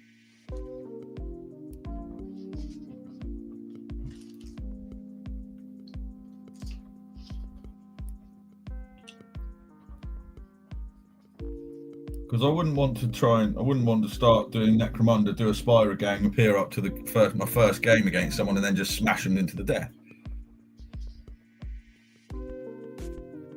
Oh, did you get Gene Stealer and Chaos Cults appear in Necromunda then? I didn't realise that. The journal and armies, maybe? Oh, maybe. Journalists? Could be. No idea, mate. No, I don't remember seeing Gene Stealer Cult or anything like that. Redemptionist Flamer attachments were quite the pain. Yeah, I can imagine. Flamers were supposed to be very effective. I think that's why Escher were quite good in Necromunda, I believe, if I ever heard correctly, because they had Escher had quite a lot of Flamers. And I'm not sure. Or maybe that's now.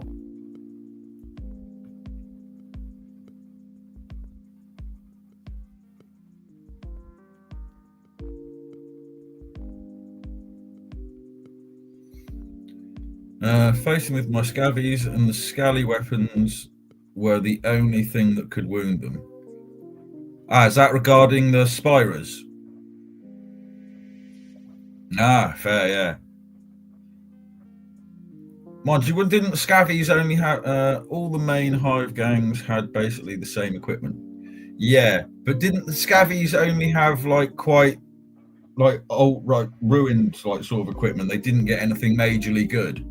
It's all like muskets and maybe a shotgun or two, maybe an auto gun if you're lucky.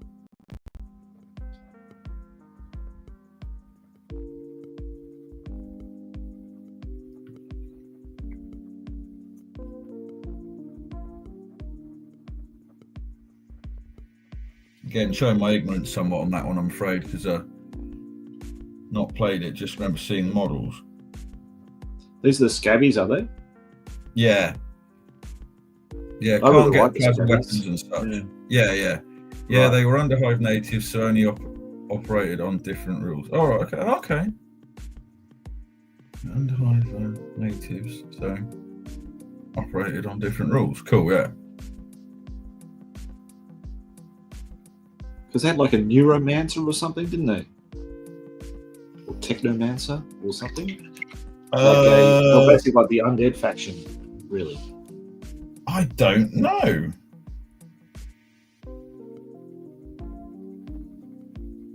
Because I know you had scavies, ratskins, spit slaves were outlaws and had different basic gear. Right, yeah. Because that came out in the separate supplement for Necromunda, didn't it? The Outlanders Underhive supplement, was it, or was it? What was the supplement called? Good grief! Outlanders. Yeah, I think it was. Yeah. Then there were all sorts of extra stuff like Ash Waste Nomads and the cultists and pit slaves crammed in. Oh, really? Okay.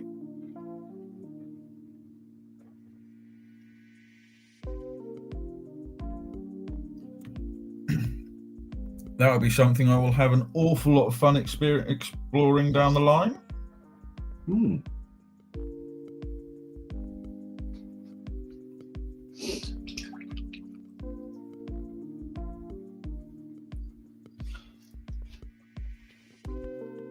I think they Yeah, released a Necromunda book, didn't they, as well? They released like a compilation book of all the articles, maybe, for Necromunda. I'm not sure. Necromunda got a lot of development over time. Yeah.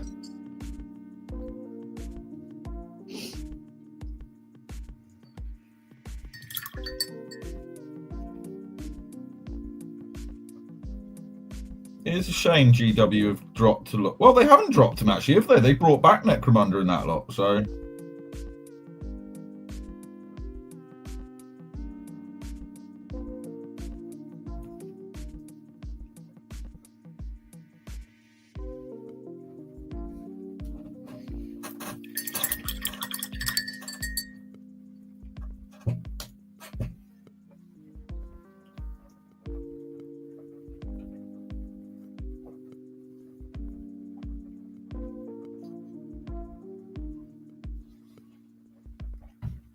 Mind you, saying that Gorka Walker is another game that I really do want to get into. That was one I played a little bit of when it first came out, and that was a lot of fun. So it's definitely one I'm looking forward to getting back into at some point. Yeah, Rich and Jace seem to be getting into that, aren't they? Yeah.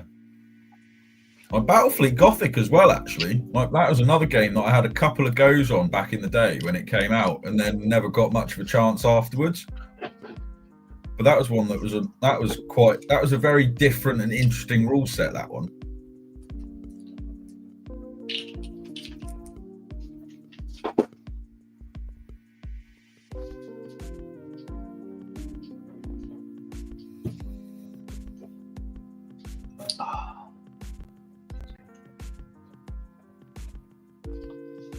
Why is it? Why not?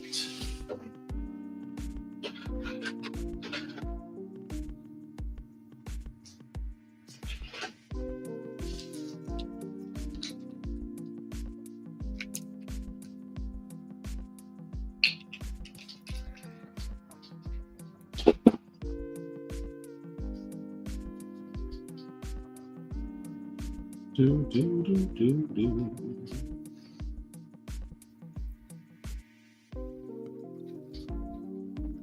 Yeah, Mordheim is another game that a game that I really want to try, and I'll actually have to give a go. That was pretty much Necromunda, but in Warhammer Fantasy. So yeah.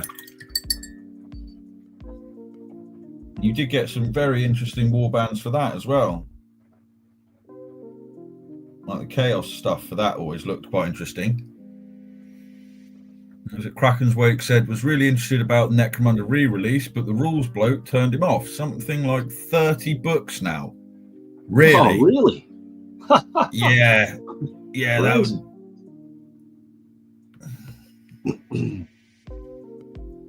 insane. Yeah. No, that's a little bit much.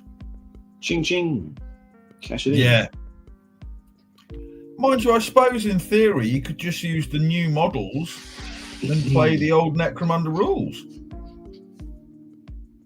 Or you could just play with the old models and the old Necromunda rules. Oh yeah, I mean, I don't know. I'm not sure. I've never looked into it, actually. I don't know how hard or difficult it is to get hold of the original Necromunda gangs. Oh, mate, there's so much out there. So much stuff out there for that. Plus, shall I say the R word? Oh, what, the old recaster route? Yeah, there's tons of recaster stuff out there for Necromunda. In fact, I've got a bag full of young Escher ladies from a recaster, which are perfectly fine. There's nothing wrong with them. Spot on. Yeah. There's no guilt feeling because they're produced 30 odd years ago, and I'm not taking anybody's money away from them, basically. No.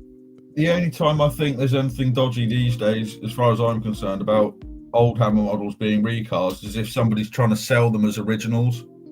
Exactly. Yep. That's right. Then, I 100% take issue with that. But if you're not trying to sell it as something it's not, then they're not produced anymore. Sometimes you can't actually get these models, and sometimes if you do find the originals, they are expensive. Yeah. Yeah, to say the least.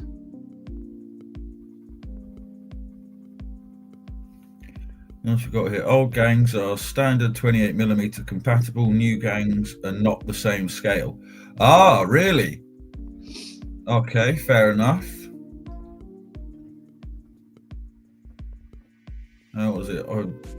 Just reading my old White Dwarfs, nearly completed my collection. Oh, I'm getting there, mate. I'm working my way through it. Managed to pick up my first issue I ever had, number 124. Grief. Oh, okay, cool. Oh, we should go through that together. 124. Is that Blood Angel Scout, is it? Yeah. Okay, well, Blood Angel Scout, if you want to do it with me, mate, let's do it. Get in touch at thecrownofcommandpodcast at gmail.com. We can make it happen, mate. 124. I'll need to check the actual cover of that issue. That's Old Hammer. Yeah, I don't go back quite that far, although I will be going back that far. Yeah. 124, eh? Okay, let's have a look. Let's get to the archive.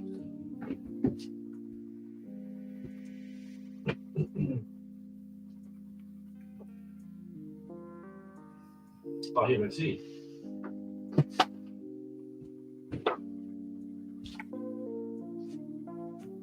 This issue here, mate? Oh, damn. It's like really old school. That's proper old school artwork, isn't it? Grief. Yeah. That's brilliant. Yeah, Les Edwards cover. Yeah. Wow. Yeah, this is the golden oldie, this one. They just don't do the artwork like they used to. 1990. April 1990. I was 9. I was I about 18 or so? 17?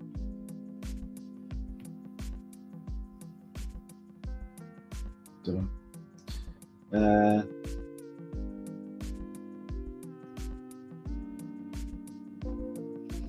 That's one of the best bits about me being into Old Hammer. I'm actually now one of the youngest lads in the room now. Yeah, it is a bit, yeah. Well, are you younger than Jonny? I don't think so. No, I think he's probably younger than me. He's still too young and handsome and dashing, old Jonny. Yeah, nowhere near enough wrinkles. And altogether too much hair. This is the stuff I love, like this stuff. It's like all the concept artwork for Jez Goodwin's Eldar. You're not going to see it very well. Yeah. You know, we'll cover it if Blood Angel Scout wants to cover that with me. But yeah, it's beautiful stuff. I love all that. I'm still kicking myself. Yeah, by the looks of the comments, mate, you will probably be getting an email or something from Mr. Blood Angel. Let's do it, mate. That sounds good. I love these old issues. Yeah, beautiful. You don't get the concept art anymore that you used to get, do you? Like some of the old concept style artwork that you'd get was so good. Yeah. Yep. Cool. Okay, I'll keep that here. Have a quick look through it today. It's got some awesome, like the Slaves of Darkness, Lost in the Damned artwork in here from like legends such as Adrian Smith. It's got the Beastmen of the big herdstone they wank over. That's awesome. I have to show Max that one. I always take the piss out of that one when he brings his Beastmen out. But yeah, this is where the Warhammer art was so cool. I love all that.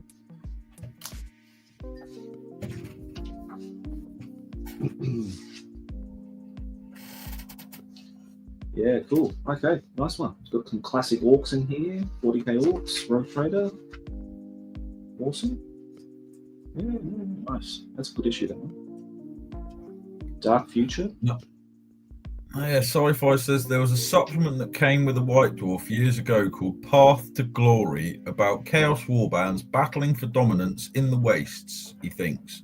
Can't remember the issue number, though. I vaguely remember something about that myself, actually, but again, can't remember the... same as you, mate, can't remember the issue.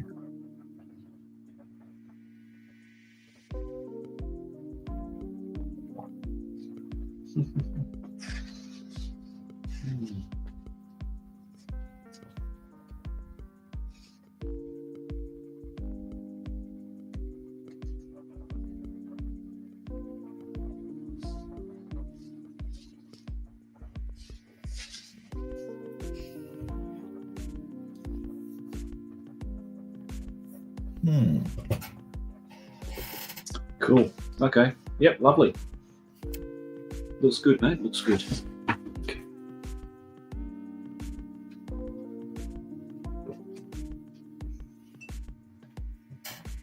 $230. I don't know. I'm not sure if it was issue 230. I think it might have been a bit before that, but then again, I'm not sure. What's that for, mate? Sci-Fi and Bleentron, I believe, talking about White Dwarf issue that had Chaos Warbands battling for dominance called Path to Glory. Not sure which White Dwarf it is.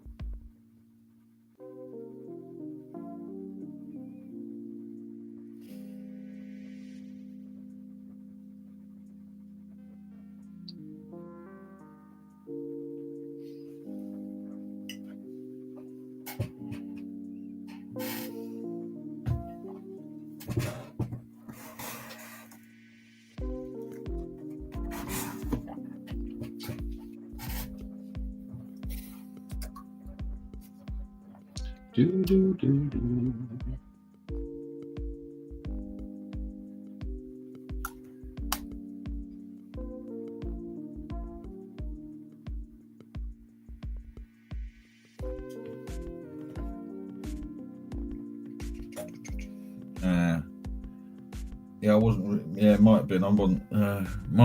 It's somewhere in the mix when White Dwarf had just started being like 1/3 Lord of the Rings. Yeah.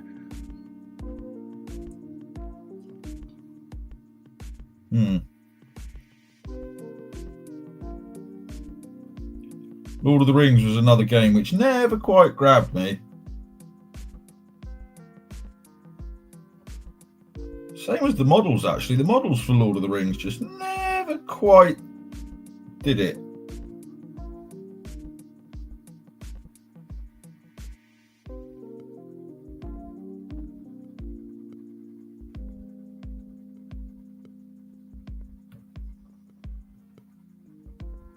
Yeah, the new box set looks nice, but then again, yeah, I just wouldn't be interested in investing in it. I'd give it a go if someone had the box and the game. I'd play it, but I wouldn't be spending what $300 or whatever to buy the starter set. Oof. Yeah, no. How much? I don't know how much it costs, but I'd imagine it'd be pretty expensive. Yeah. Because it comes with like 2 row houses or something like that, like 2 full houses. Oh, really? And yeah, it comes with some nice. Actually, it comes with some pretty decent terrain, and actually, you could probably use it in Saga or something too, I guess. But yeah, I'd imagine that would not be cheap. That plus all the entries and the rule book and everything else. So yeah.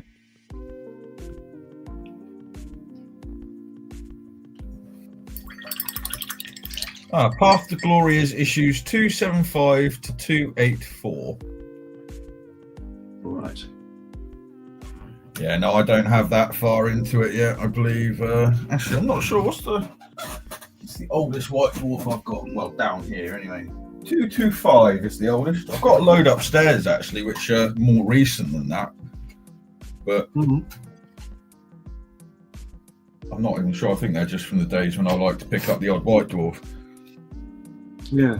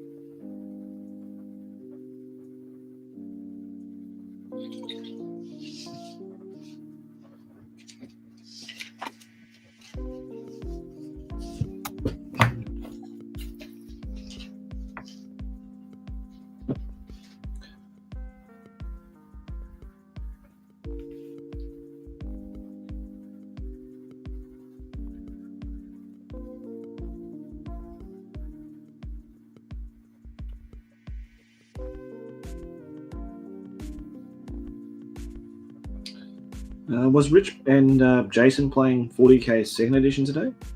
Yes, they are indeed, mate. They are doing Tyranids versus Imperial Guard.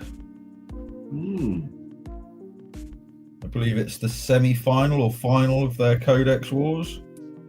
Oh, right. So there should be body parts and alien ichor aplenty. Yeah.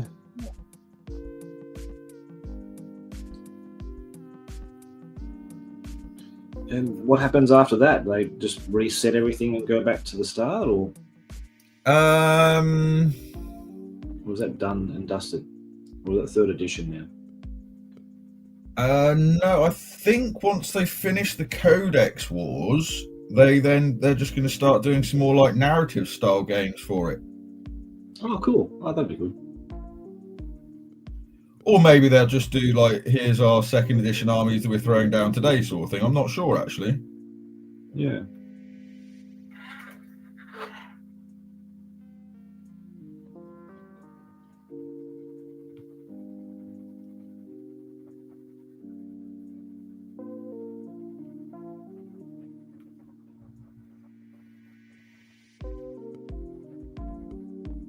I've got to get some more bits done for Richard's Blood Angel stuff, to be honest, so we can use them a little bit more on the channel. Mm-hmm. I've got some Terminators and some Scouts here to do for him. Got a Dreadnought and a Mephiston to do, so Right. that'll add some nice little variety to his army. Oh, and some Scouts. What did I say, the Scouts? I don't know. I don't think so. Yeah, okay, that's good, man. That should be quite interesting. Yeah, well, yeah, Dreadnought would be good for him because he needs some heavy fire support. Yeah. Yeah, definitely does. I'm sure he's got some other bits and bobs he'll fancy sending to me at some point in the future to add to it as well. Give me a chance to do a rescue job or something like that on one, like an old restoration job rather, not rescue. Yeah, strip them back, bring them back to their full glory sort of thing. Yep, cool.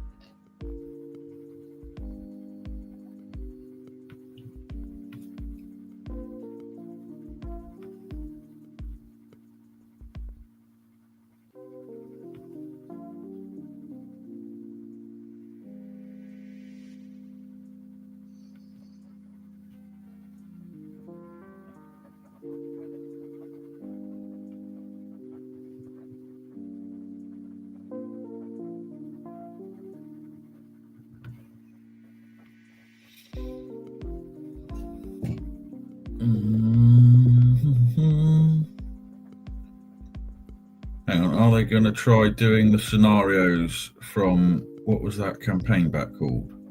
I think I've missed a load of the chat. So look. Storm of Vengeance?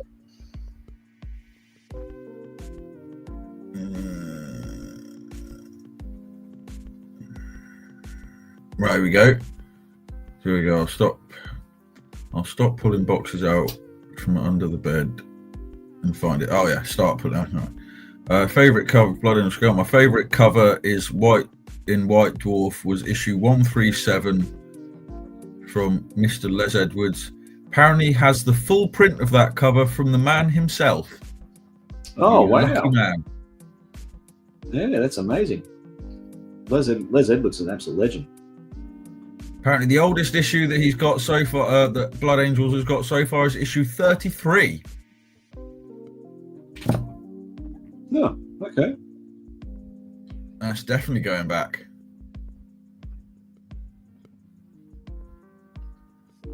Nice. Are they going to try doing the scenarios from the campaign pack? If you're on about bringing Battle Wargaming Bleemtron, I'm not sure, but I think they might be trying to do some of them yet. Oh, the one with the Dark Angels, Storm of Vengeance. Yeah. No, I believe they are thinking about doing stuff for that. Bastards, but again, I'm not too sure. Yeah. I can't have them doing it before we're doing it. So yeah, I'll have to step up on that.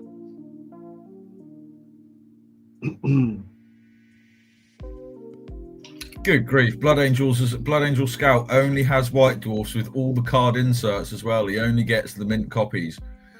Wow, mate, that must be a bit of a labour of love to try and find those ones, man. Yeah, respect to you, mate. That's good.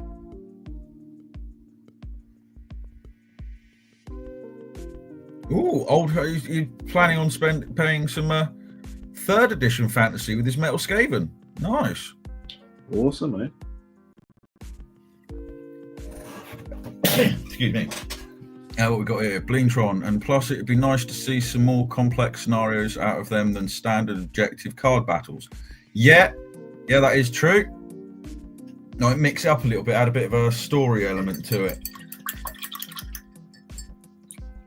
And what else we got? Blood Angels going to be playing some Warhammer Fantasy 3rd Ed this year after finding someone to play with. Nice to use Mild Skaven with yet. Awesome. And GM Cody says 3rd Ed is a hell of a lot of fun. Hey, GM Cody, how you going, buddy? It's good to see you here.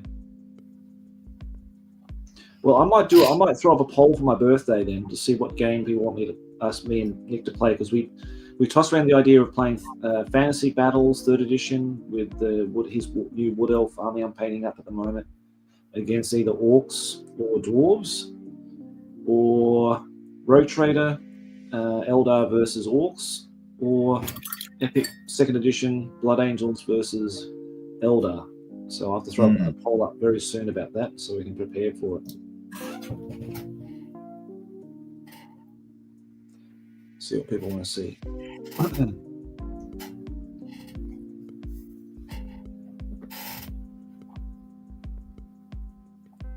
I'm thinking that 3rd edition fantasy probably get the vote though. Yeah. Yeah, I think so. I might have to do a whole load of separate social media accounts just so I can make sure that the Rogue Trader gets the vote. Yeah, Rogue Trader will be interesting. I mean, equally complex as 3rd edition, especially with all the templates and special rules and everything. Yeah. I would like to try to use some Mad Boys if I can, so I can roll on all their charts to see what kind of insane mental issues they have. Oh yeah. I've got to be honest, man. Seeing the Mad Boys in Epic is quite funny. Yeah, classic. Basically. Sorry, what were you gonna say, mate? I was going to say no. I was going to say that I think the funniest bit about the Mad Boys in Epic is whenever they take a casualty and you get the result where they just start fighting amongst themselves, and even the enemy is so confused that you just ignore it and they don't do anything. It's just like, yeah, okay, yeah, that's funny. I think the best one is that when they play dead. I think that's the coolest one, where they just lay down playing dead, and that's it. That's what they do for the turn. I think that's great. It's really funny. Yeah. But here's a good. Yeah, that. I was just going to say, there's a good question from Sci-Fi that just put up. What's your favourite squig? And this is for everybody. What to drink? To eat? I mean, can you drink a squig? I mean, if you're an orc, you can, I guess.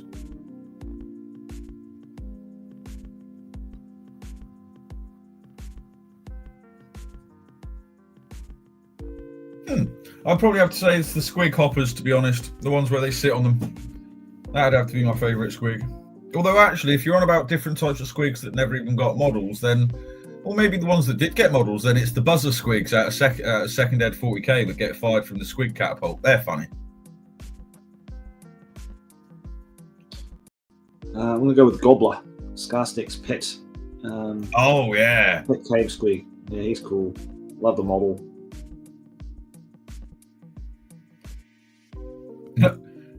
Paint squig, apparently, according to Bleentron, because it's incredibly useful. Very true. Yeah.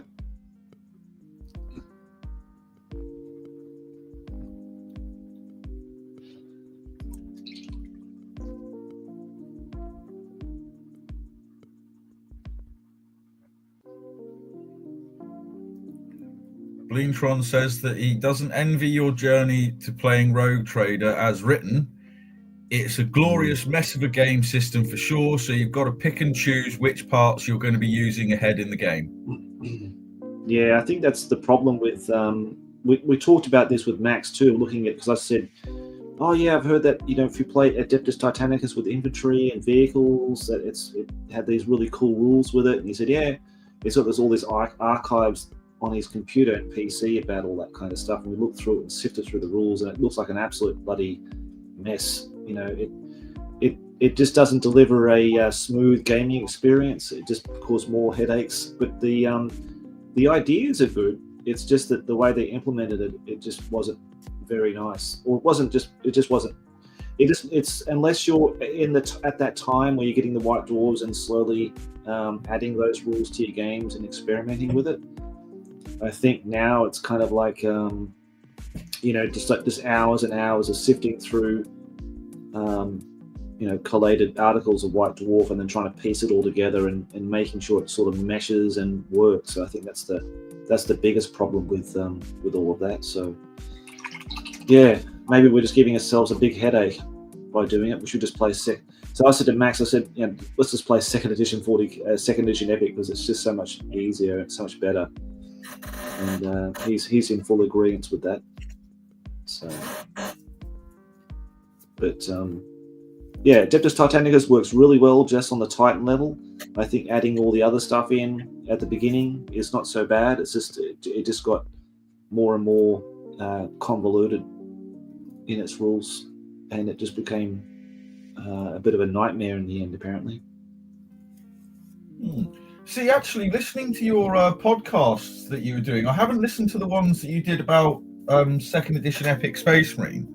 I was listening to the ones you did about Titan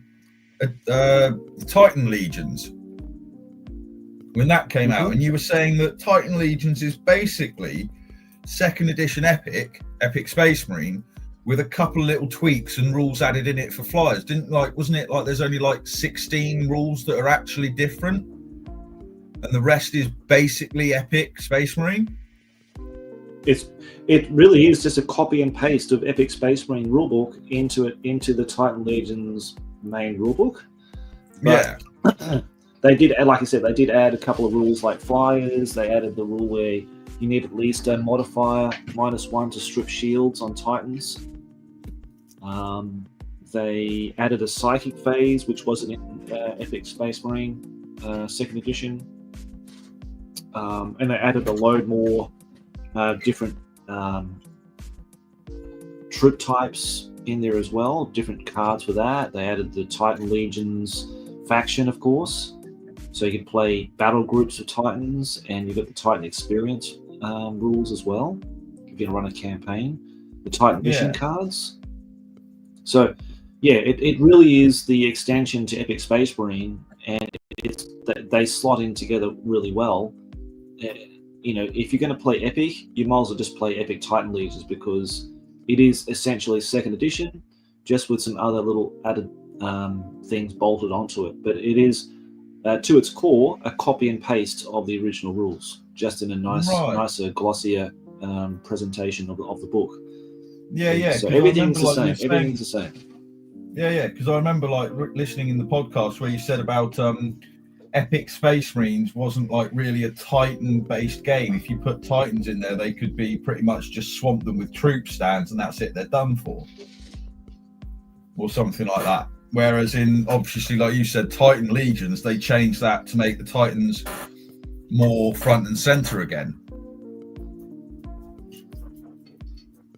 I think, looking at it, especially with Max, we looked at it the other day because we were thinking about running, playing a game of second edition, because he's never played second edition Epic. And I said, okay, well, we can play Titan Legions, because I know he's got tons of Titans. So I said, okay. And I said, just throw together a 4,000 point list. And the one problem with Titan Legions is that with the battle groups, essentially what you're doing is you're getting 3 Titans in a battle group formation.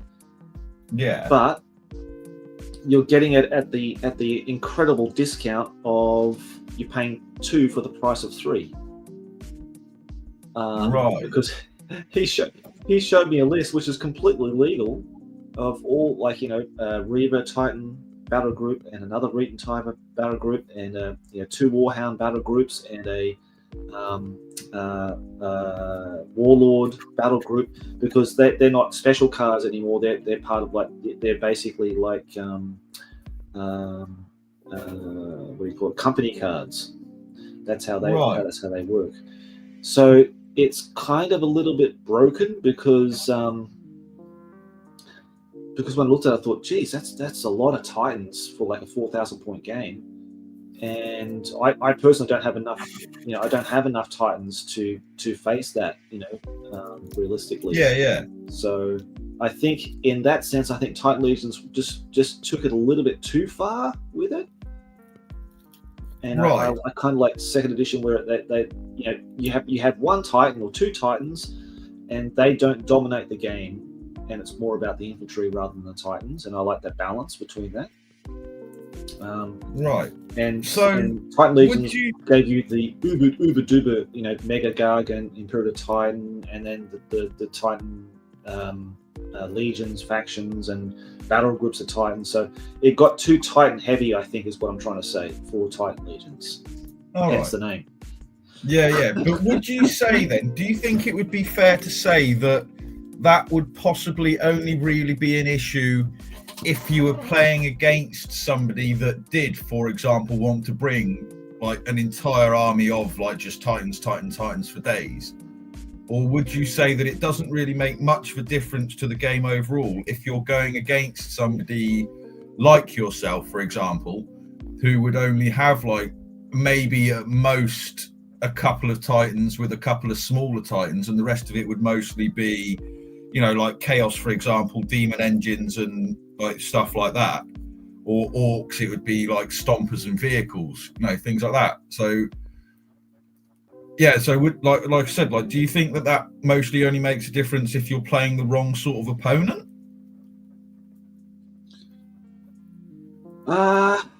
Again, I've never played a game like that, so it's really hard to see, because we try to look at it objectively, to say, okay, would this be too much of a game changer? Would it be would it lean heavily onto onto Max's list, because he'd be really, in terms of firepower, way more superior than a list I can make.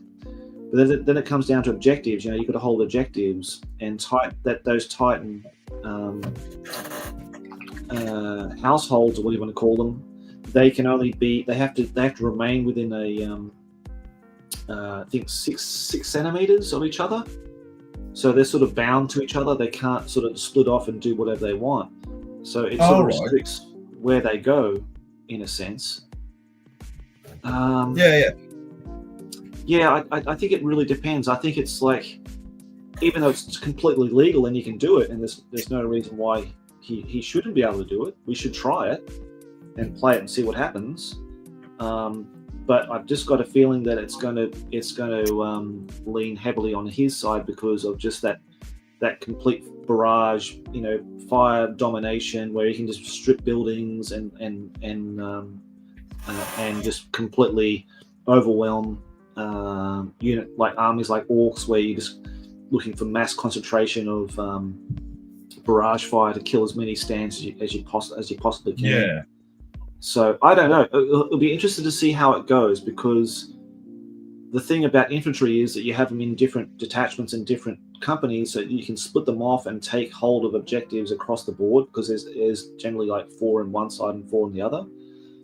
And taking all those Titan groups are going to really restrict his movement, so he can't move too far away because he's going to lose. Well, he can gain it, but if I get it, then it's going to be hard for him to come back and get it again. So it'd be really interesting to see how it plays out. We should do it at least once to see how it goes. But right. I'd want to have at least one battle group of Titans, though, for myself. I'd want to have at least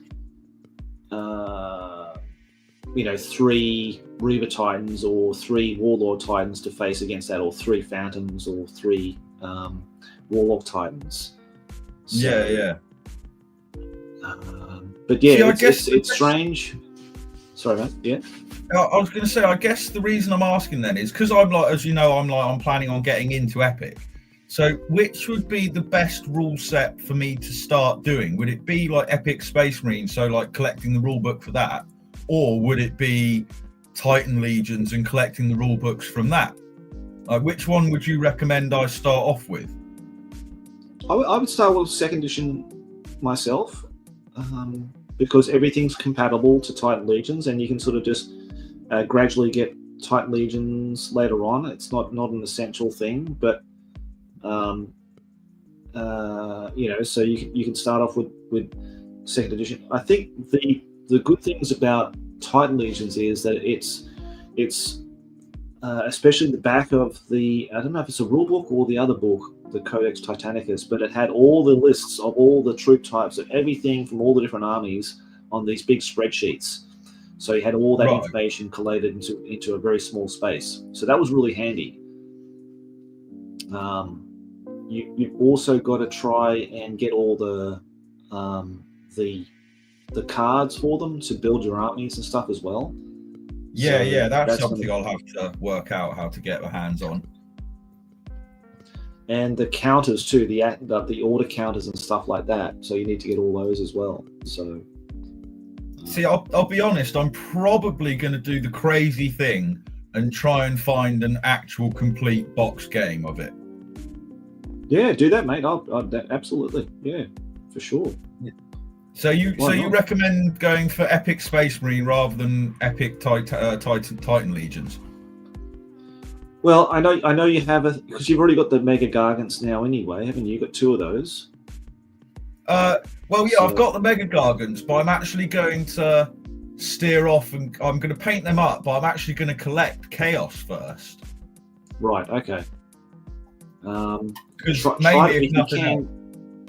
Yeah, try to get the Renegades box set with all the cards and rules and everything like that. You'd really need that if you want to play Chaos, because you've got the Chaos gift cards, you've got the all the unit cards you need to comprise and make your armies with, and having that as a basis, plus with that's all. If you're just going to play Chaos, that's what I would get. Just get that, and get the Space Marine rulebook, which is you can get it for like £5 or something like that. I'd say.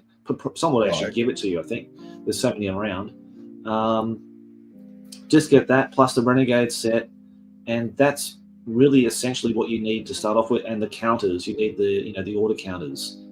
I would use that as a basis for it, and then talk to Rich as well and Jace, because I'm sure they've got like a whole pile of stuff there that they're probably not even using. They could borrow it, lend it to you, or or you could trade it for painting or something like that for you. Because I've got to say, the demon engines. It's the demon engines for Chaos which really draw me in. Yeah.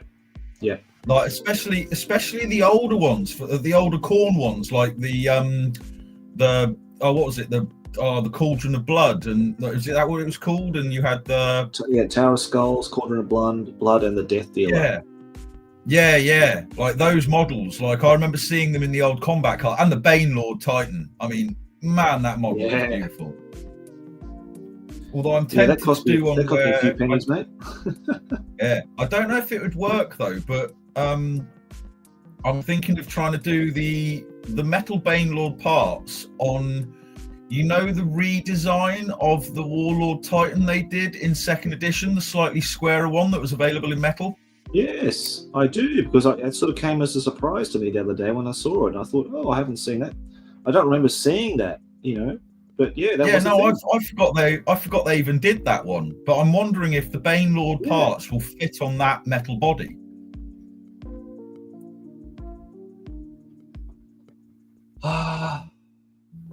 Well, you just have to make it fit. You have to pin it in there, because I think the parts that came with the Banelord were really suited for the plastic beetleback Warlord Titan. So that's what it was mostly made for. But that's quite difficult to get your hands on these days, isn't it? Really, is it? There should be shitloads of those. Well, I might be wrong, actually, to be honest. I mean, I haven't actually properly scouted out eBay and that lot, so it might be easier to get than I'm thinking. Well, just call the Bring and Battle hotline, mate, because those guys would have, like Jason would have, just tons of it. He'd have tons and tons and tons of it. He's never gonna paint it and use it, mate. So I'm sure he would do you a good deal on something like that, and sort you out. So it'd be worth a chat. You'd know this as well, actually. Could Chaos use things like the Warhound Titan and Reavers? I'm pretty sure they can, because they can take Imperial stuff as well. Right. Yeah, because that would be. Because I actually I acquired one of the old White Dwarfs, which has got the conversion of the Imperator Titan into the Chaos version of it, and it's also got. That's right. It's also got as a photo. They've done. I think it was one of AD Wood's articles actually, and they had in it a whole load of other Titans that were all converted up for Khorne, and they just look really nice. And I just thought to myself, you never I didn't remember seeing them, and they're just so nice. Yeah. I can imagine the look on Richard's face when I show up to one day, have an epic battle report, and pull out a Banelord Titan and a couple of Wolfhound Titans. Just like, there you go, let's go. Yeah, I'm pretty sure, Danny, you can. I'm pretty sure you can take any Imperial card as a trader. Chaos card. They do include some in the actual base set. So you've got things. What do they have? You got like Terminators and Rhinos, like a detachment of those you can take as trader Terminators and Rhinos. They've got other things. Which was it? What was it again? Dreadnoughts. Oh, I love the Dreadnoughts. They're awesome. Yeah. House Dreadnoughts. They're brilliant. Haven't got those yet. Blood Angels, or just Blood Angels, mate. Yeah, you and I will have to have a chat over WhatsApp if we do it soon. Blood Angel Scouts just said in the chat that he has a Space Marines rule book, if I'm interested. There you go, mate. There you go. What else can we talk about that someone might have for you there? But I think of something else. But people just giving those things away years ago, mate, all that stuff. So I'm sure Blood Angel Scout can help you out with that. And like I said, I'm sure the guys at Bring and Battle, they have boxes and boxes and boxes full of this stuff, mate. They'll be more than happy to help you out with all of that. Yeah. Just tell them Josh sent you, mate. Yeah. Oh, that's right. I'll do it when I hand over the armies that I painted for them, and just say, "Come on, there's got to be more stuff you want me to paint for you as well." Let me help you. Yeah, go through and archive all your miniatures and stuff there. Because definitely a ton of stuff.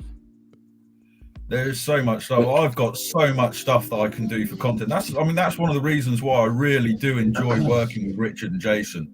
Like the stuff they're sending me is I've got so much scale. I've got what is it?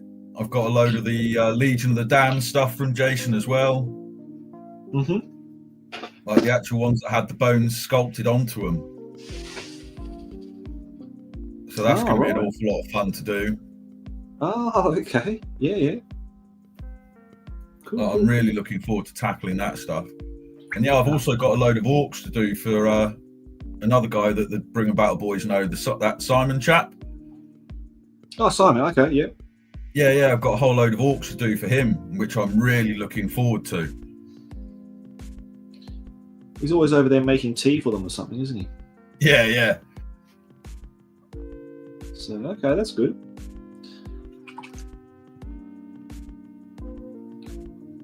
But yeah, like I said, mate, I think just the rulebook and the Renegade set is really the basis and starter for your epic army for Chaos.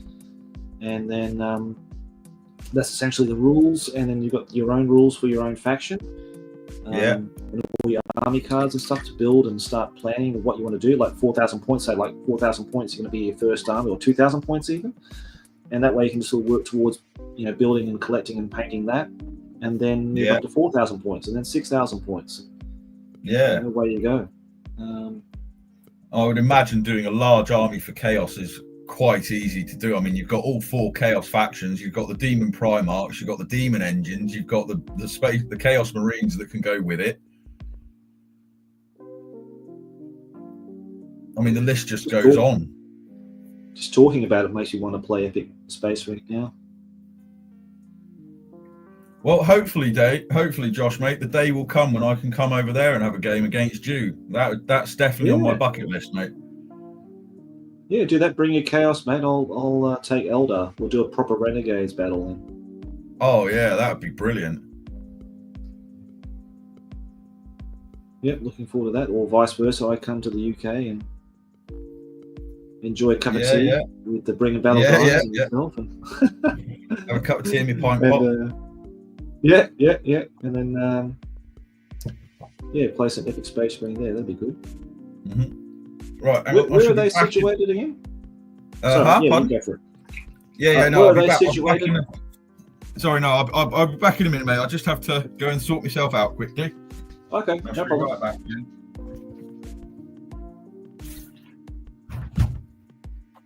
Okay, guys, how long have we done this stream yet? It feels like I haven't done much painting at all, to be honest. So I need to check this and see what's going on in the chat. Sorry to neglect you all. 2 hours and 36 minutes. We've done pretty well today.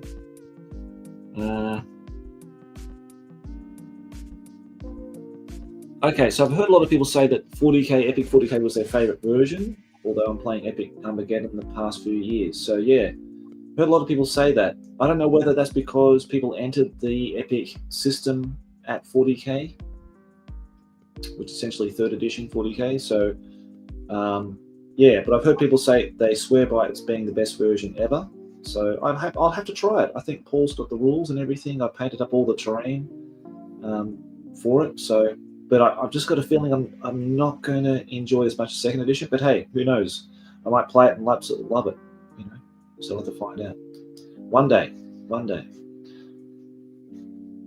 Thank you very much, Hilly. Yeah, don't forget to like the live. If you can like the video, it just helps the algorithms for more people to find out about our Splatter Natters. So if you can, that'd be really great. It doesn't cost anything. Thanks, guys. Thanks, Hilly. Cody says, I still have 2 epic armies I need to paint up sometime. I hope you do, mate. We need to have a bit of it. I need to get you on here. Do you want to join this Splatter Natter? I'll send you the invite, mate. If you're free and you want to jump in, you're more than welcome to. Give me 2 secs. I'll add you to our group. Haven't had a chat with you, Cody, for a long time, mate. So it's definitely something we need to do. Oh, for fuck's sake, this fucking mouse. Sorry for that outburst of foul language, but it's my this mouse on this Mac that's on the Surface. This doesn't work well.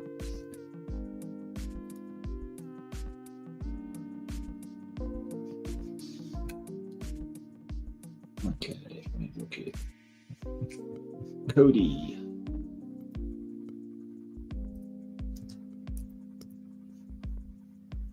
There you are. Okay, Cody, I'll just send one through on Messenger, mate, for a stream link. If you want to jump in, I know you just did a big RPG session. I don't know if you're still doing it. If you want to jump in, looks like we'll be here for a while, mate. Could be a 3-hour, 4-hour session today. So you want to jump in, say hello, you're more than welcome. But yeah, always happy to talk Epic. Could talk Epic at nauseam. The Space Marine rulebook, Danny, if you're interested, we talked about that. So thanks again, Blood Angel Scout, for your incredible donation. I know Danny would love that. I can hear the passion in his voice about Epic. So anything to help him on his journey to get it all underway and get his Chaos Army there. I think maybe I have some bits and pieces here I can forward on to Danny as well. I've got, I think, some Juggernauts of Khorne that I probably don't even need. I mean, you could always add them, but I think I've already got 2 detachments of them already, so I think that's enough. So I've got some bits and pieces maybe for them. But yeah, the Bring in Battle miniature storage room, I'm sure, has a lot of that stuff. Yep, the Bane Lord model, it's beautiful.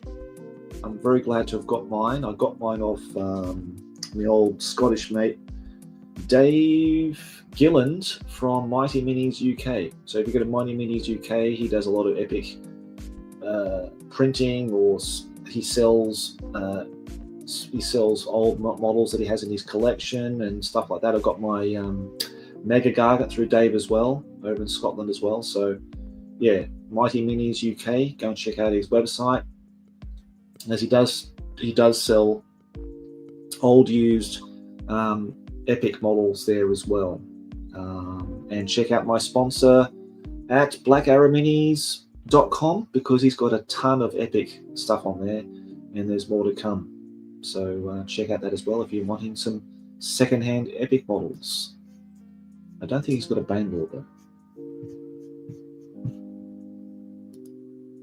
I've been doing well at getting some painting done at least. Good on you, mate. That's what we're here for, Bleachron. So I'm really happy that you got some painting done today.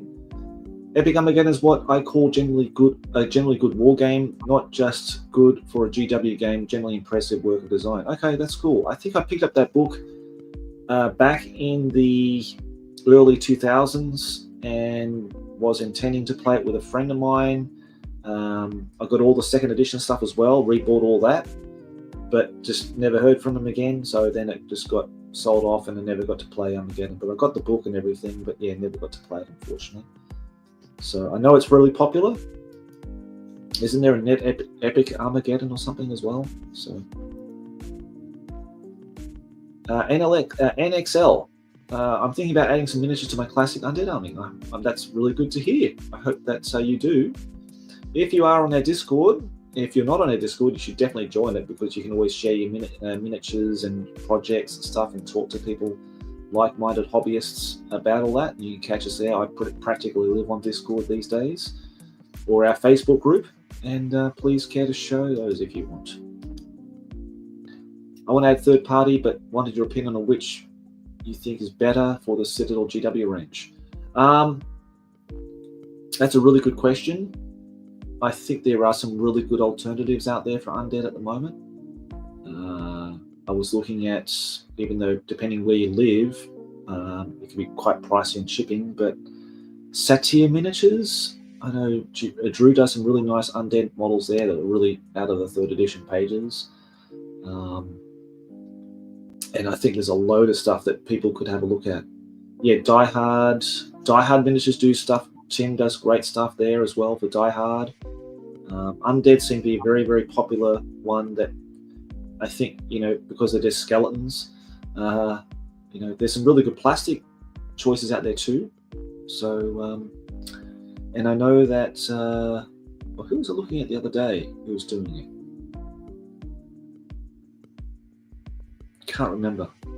There's something I was looking at the other day and I saw someone showing off their miniatures, but I can't remember who was making them. But there's a slew of stuff out there for Undead, mate. So you'll find loads of different choices there. It's just nailing it down to, either you're going to have a splatter of different models in your army, or you're going to have just, dedicate it to one particular range.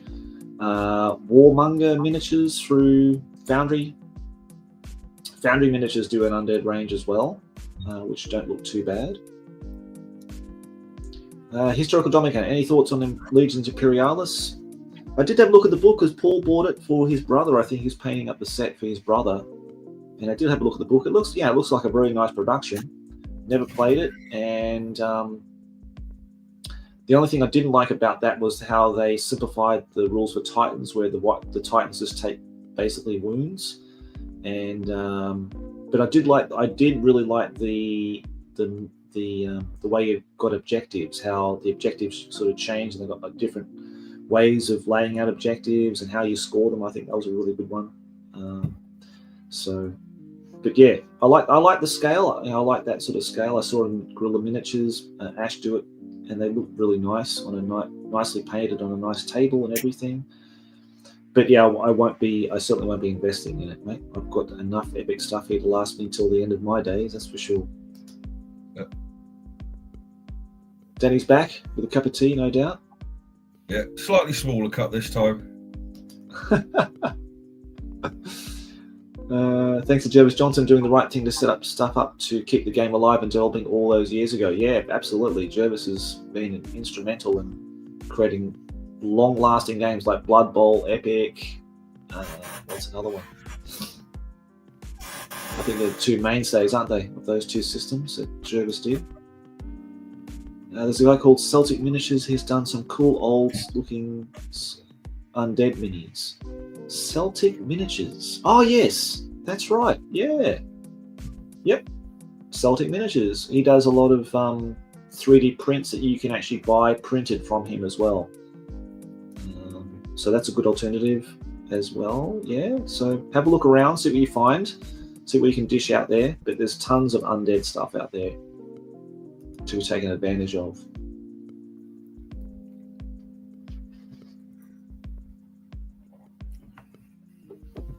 Oh, the coffee's gone cold. That's terrible. Oh no.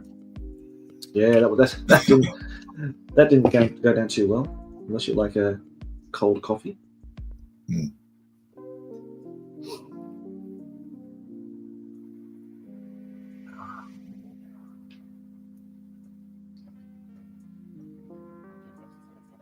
Oh.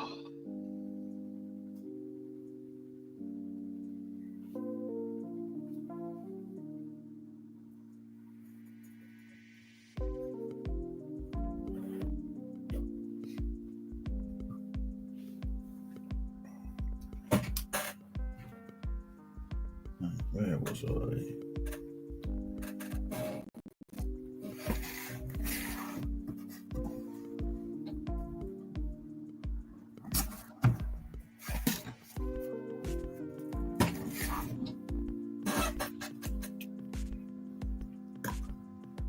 In terms of second edition battle reports, we're going to do the one with this Nurgle army before I send it back to Carnifex. So that's definitely one we're going to play. Oh, that'll be interesting. Yeah, should be fun. I think Paul was looking forward to playing the Nurgle army, so might take his Dark Angels.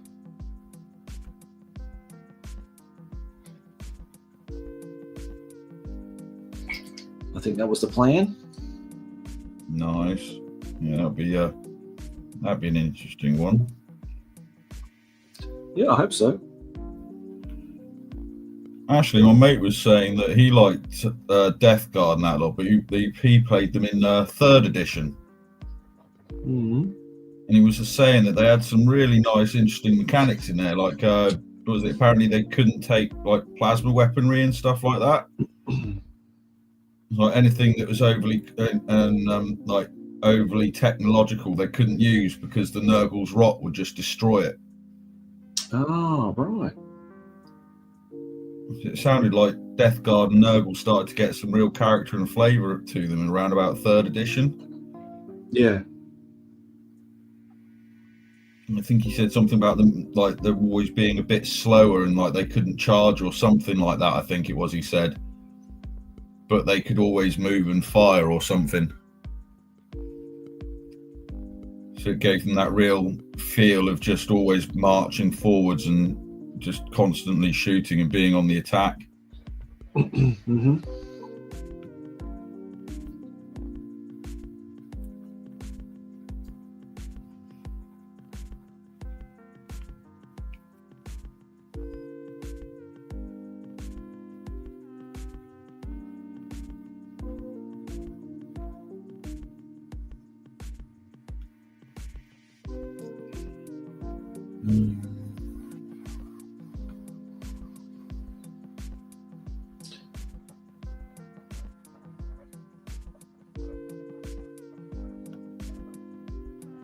Yeah, there's one thing I need to collect though, Danny, for the chaos still is all the alternate greater demons, because I've got only one set. I need all of them, and I need the other 4 alternate sculpts. Yeah. Yeah, that would be quite an interesting one to get. Field the lot one day against your mate. Is his name Paul? Is it? The guy you regularly play with? Yeah. Field, just surprise him one day with all of the greater demons and demon primarchs and just be like, I thought I'd try something new.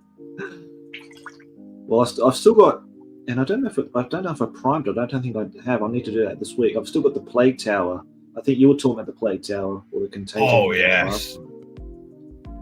But the rules for that sound so cool, where you can just basically put in a greater demon inside it and then cart it all out the battlefield and just let it, dump it out there and use his Steam of Corruption on guys. I think that's so cool as a concept. Yeah. And that model is so nice. Yeah.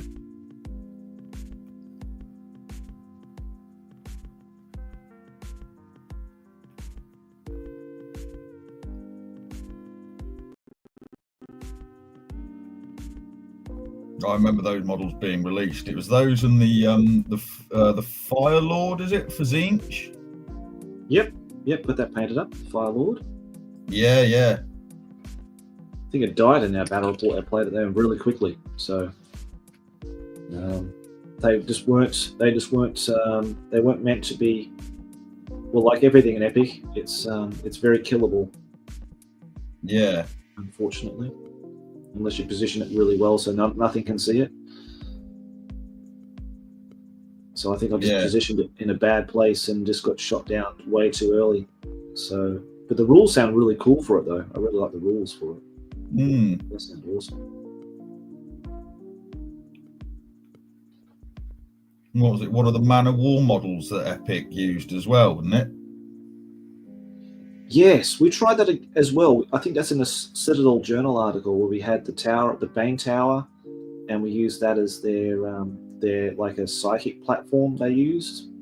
Yeah. Because they don't have psychics, and I think that was the only thing. Maybe when Titan Legions came out, because the psychic phase was introduced, maybe they gave Chaos that Bane Tower as a way of using a Chaos Mages in Epic. We should do that again. I really like that. Yeah.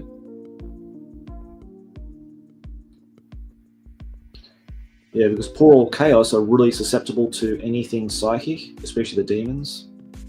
You'll just banish them really quickly. So you've got to be really careful about that, especially like the Elder Psychic Lance. That'll just kill demons whenever they hit them. They don't get no saving throw or whatever. That's it. Bang. Gone. Oh, really? Yeah, you're really careful of those.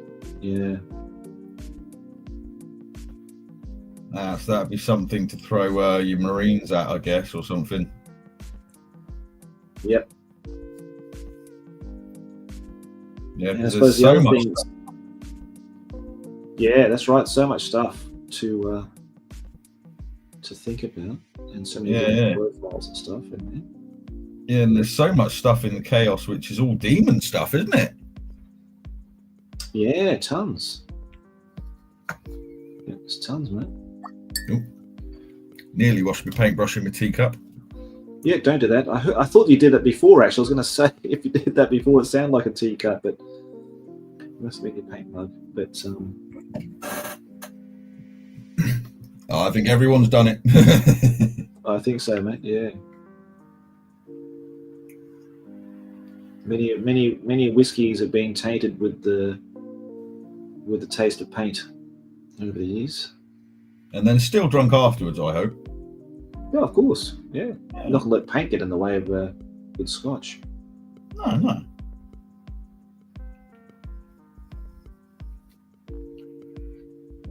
Hang on, there we go. In Journal 8 or 9, there's an article about goth rockers in Epic.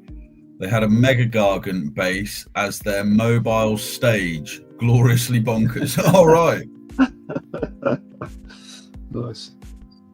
It's sci-fi. Yeah.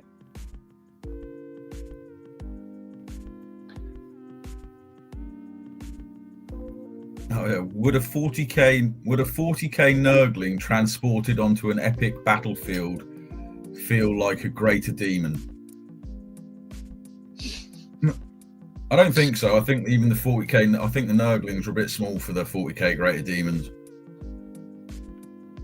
Yeah. But then again, having said that, the second edition Nurglings were cool. They were. Yeah. Well, you can have Snotlings. Aren't they Snotlings? No, they're Gretchen, sorry. Gretchen. Snotlings are just in the shock attack guns, but yeah, they're not actually a model, unfortunately. You can't get that shock attack gun in Epic is lethal, isn't it? Yeah, I've just been very lucky with it. Yeah, but you get through you get through a Titan's shields and you can basically pick the location. It was only because you and Paul made the agreement that you do it at random. Yeah. You know, that could be really, like say go up against an Imperator, you pick the location or the reactor or something, wouldn't it? It's like, there you go. Yeah, I think for like you say, like with the Imperial, we did it as a random thing, which was good. I think it's better because otherwise you can. I completely agree. Yeah, you can really screw over the Imperator very quickly. I must say, actually, I was quite surprised from that game. The Imperator Titan wasn't nearly as much of a game controlling element as I thought it was going to be. Yeah. Well, I threw a shit ton of stuff at it, so no doubt, no wonder. Yeah, he didn't do anything to my Gargants either, which is really surprising. No. Nothing, absolutely nothing, not one scratch on it. Yeah, I'll be honest, when I saw one Imperator against just one Mega Gargant, I thought, well, that's the Mega Gargant done for then, surely. Yeah. And then as it went through, it was like, okay. That's what I thought too, basically. I thought my Mega Gargant was going to be toast by turn 2 or something. But it wasn't the case. No. But then it's the beauty of that fog of war where you don't know where things are going to set up. That's the one thing I really love about Epic is that hidden deployment. You don't know where things are going to go, and until things are revealed, and then we're all on the opposite side of the tables. So it was just I love that. Yeah, no, it worked out really well, didn't it? That fog of war is a very interesting element to it. Actually, I really like that.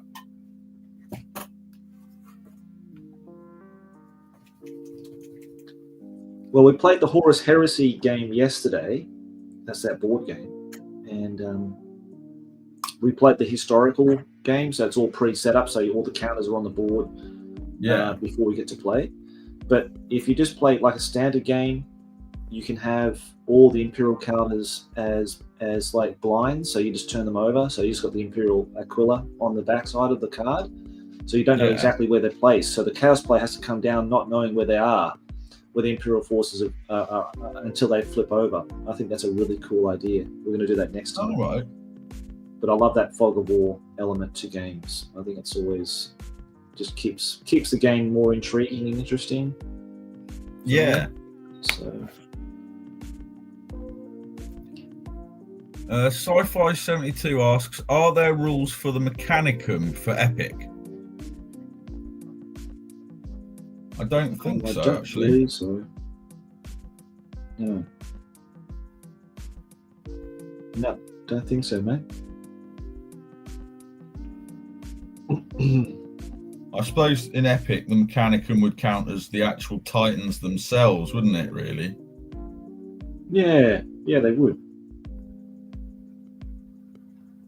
Astra Militarum or whatever they are. Yeah. Yeah, because you had the Imperial Guard, and then you had the Space Marines, but then you got like Titans were a separate sort of entity, weren't they, in Epic? Yeah. So I'm guessing that would be at the time what you would consider to be the Mechanicus. Yeah.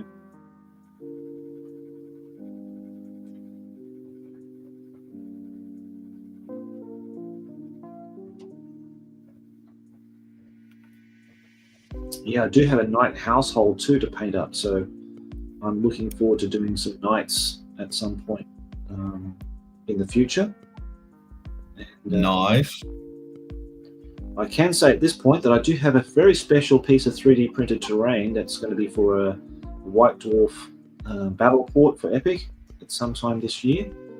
Ooh. Just need to pull my finger out and get it painted, and get the models painted for it too. We need to paint up some extra miniatures for both sides. It's the Eldar versus the Imperial forces in this one. So, okay. Be really fun.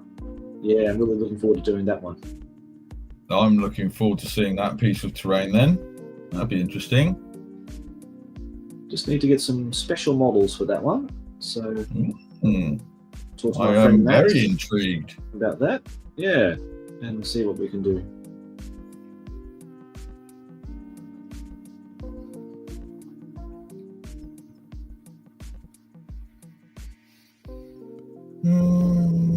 Hang on, here we go. There are in EA, but that's due to players adding them over time, I think. What's EA? Epic? Yeah. Epic Armageddon. Epic Armageddon. All right.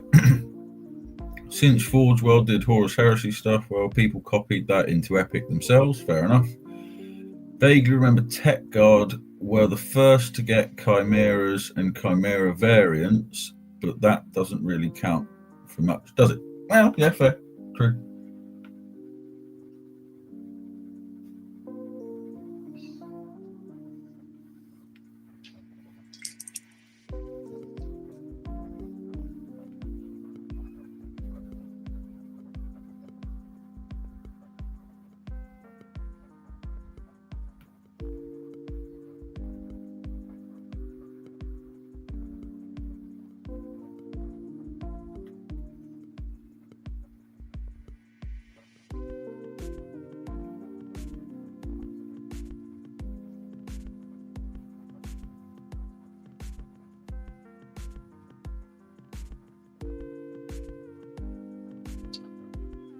It's another tutorial.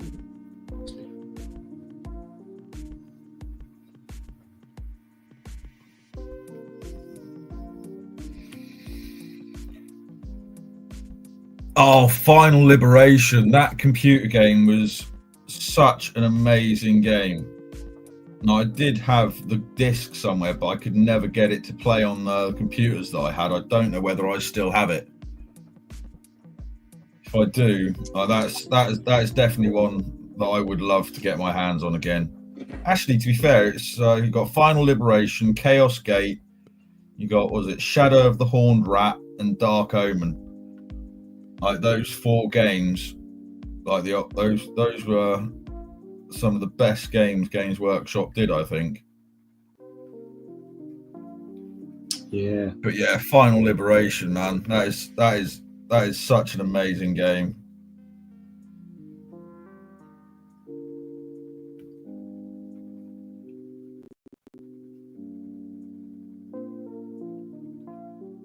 I'll have to see if I've actually got my copy of Final Liberation somewhere, and if it does work, and if I can actually manage to get the thing to work on my laptop.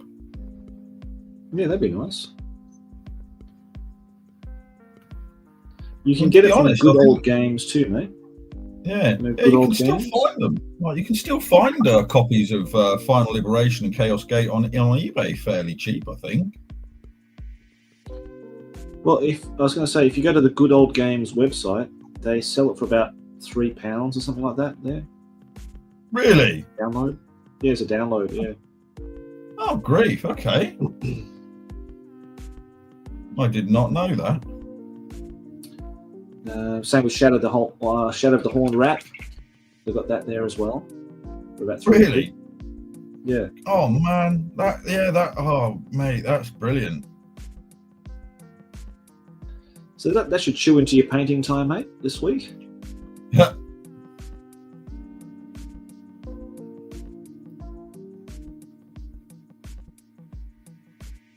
To be fair, I've just got 2 commissions left to get done off the desk, and then once they're done and out of the way, then I'm gonna smash straight back into the YouTube and everything. Yeah, good man.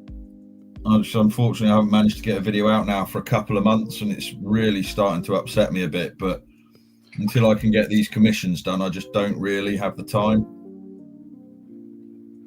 This is a Blood Angel commission thing you're doing? No, the Blood Angel one's finished now. I've got a Dreadnought to do and some ghouls to do. Right. Like the Dreadnought's halfway through, although I've got to change the orange on the body because it was a specially mixed up color, and I haven't managed to match it with this one. I'm having to go in and redo it, which is really rather irritating.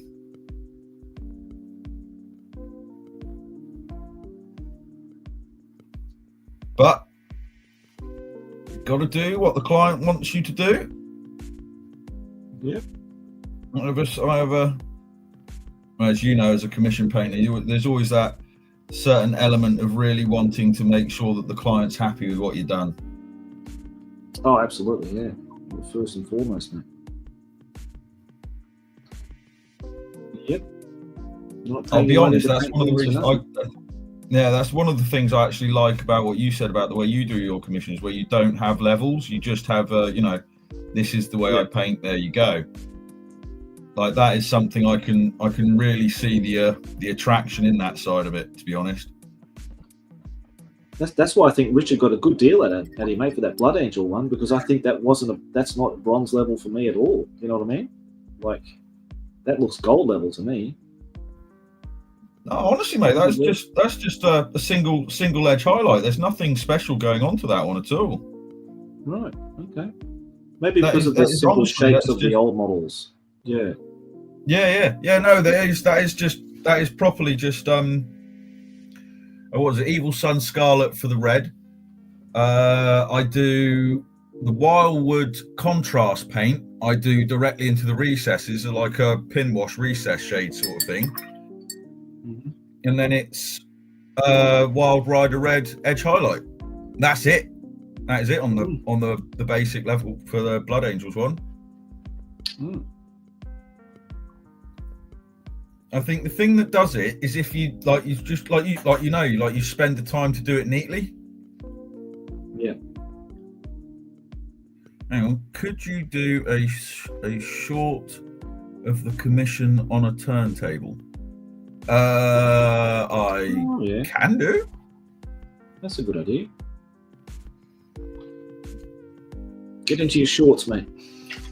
To be honest, I don't do shorts. I really should do them. I mean, I can put one up on the old YouTube channels, do some shorts of them, but I've never thought it would fit with the YouTube channel because the YouTube channel focuses on old hammer, and the commissions I've got on my desk at the moment are new models.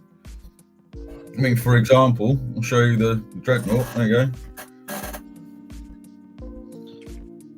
This is the Bad Moon one? No. This is the Dreadnought I'm currently doing for the commission. It's the It's the converted up one. Okay. So it's got that. So there you go. He's a chunky boy as well. Yeah. There you go. That's the weapons that he's had done for it. That's a lot of work, mate. Yeah. And that's the sword. That's a custom made. I didn't do the conversion work on this, just to say if anyone thinks I did. But this was done by somebody else. But this is it's a very nice model, and it's a custom color that the client wants, like a sort of a fiery orangey yellow. Right. And it's an absolute nightmare to try and mix it, especially this time round, because I wasn't expecting to get the Dreadnought, because I've already done bits and bobs for him in the past. But I wasn't expecting it to continue or get a Dreadnought, so I didn't save any of the colour that I did on the vehicle. So I'm trying to match the colour through photos. It's not very easy. Yeah, I bet. Well, I think I've got it. I'm pretty sure I've got it. Oh yeah, no, that's not a bad idea actually. Yeah, like Sci-Fi says, just an idea for adding a short vid explaining why no regular vids. That is actually a very good idea. I have been thinking about doing something like that, but I wasn't too sure how to approach it. But no, that is a very good idea. That's not a bad idea. I'll be honest though, the reason I haven't done that video, because I was thinking of doing a sort of a video, saying, sorry for nothing being done, blah, blah, blah, blah, blah, just showing a few bits and then saying what I've got planned in the future. But what stopped me doing it was I don't feel like I'm established enough to be doing that sort of a video, if you know what I mean. It feels like it's a sort of an early stage cop-out. Maybe that is just me being a bit overly paranoid about it. I don't know.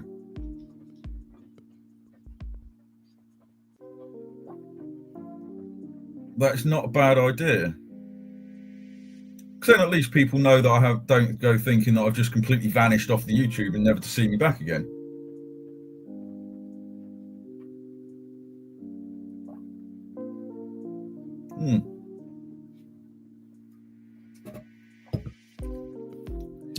Yeah, what we could do also, Danny, is that when we do your first White Dwarf magazine, I'll re-edit the front part of it. I'll just send you the clip, like the actual formatted clip, and then you can re-edit it with your own intro and that kind of thing, and put on your own channel.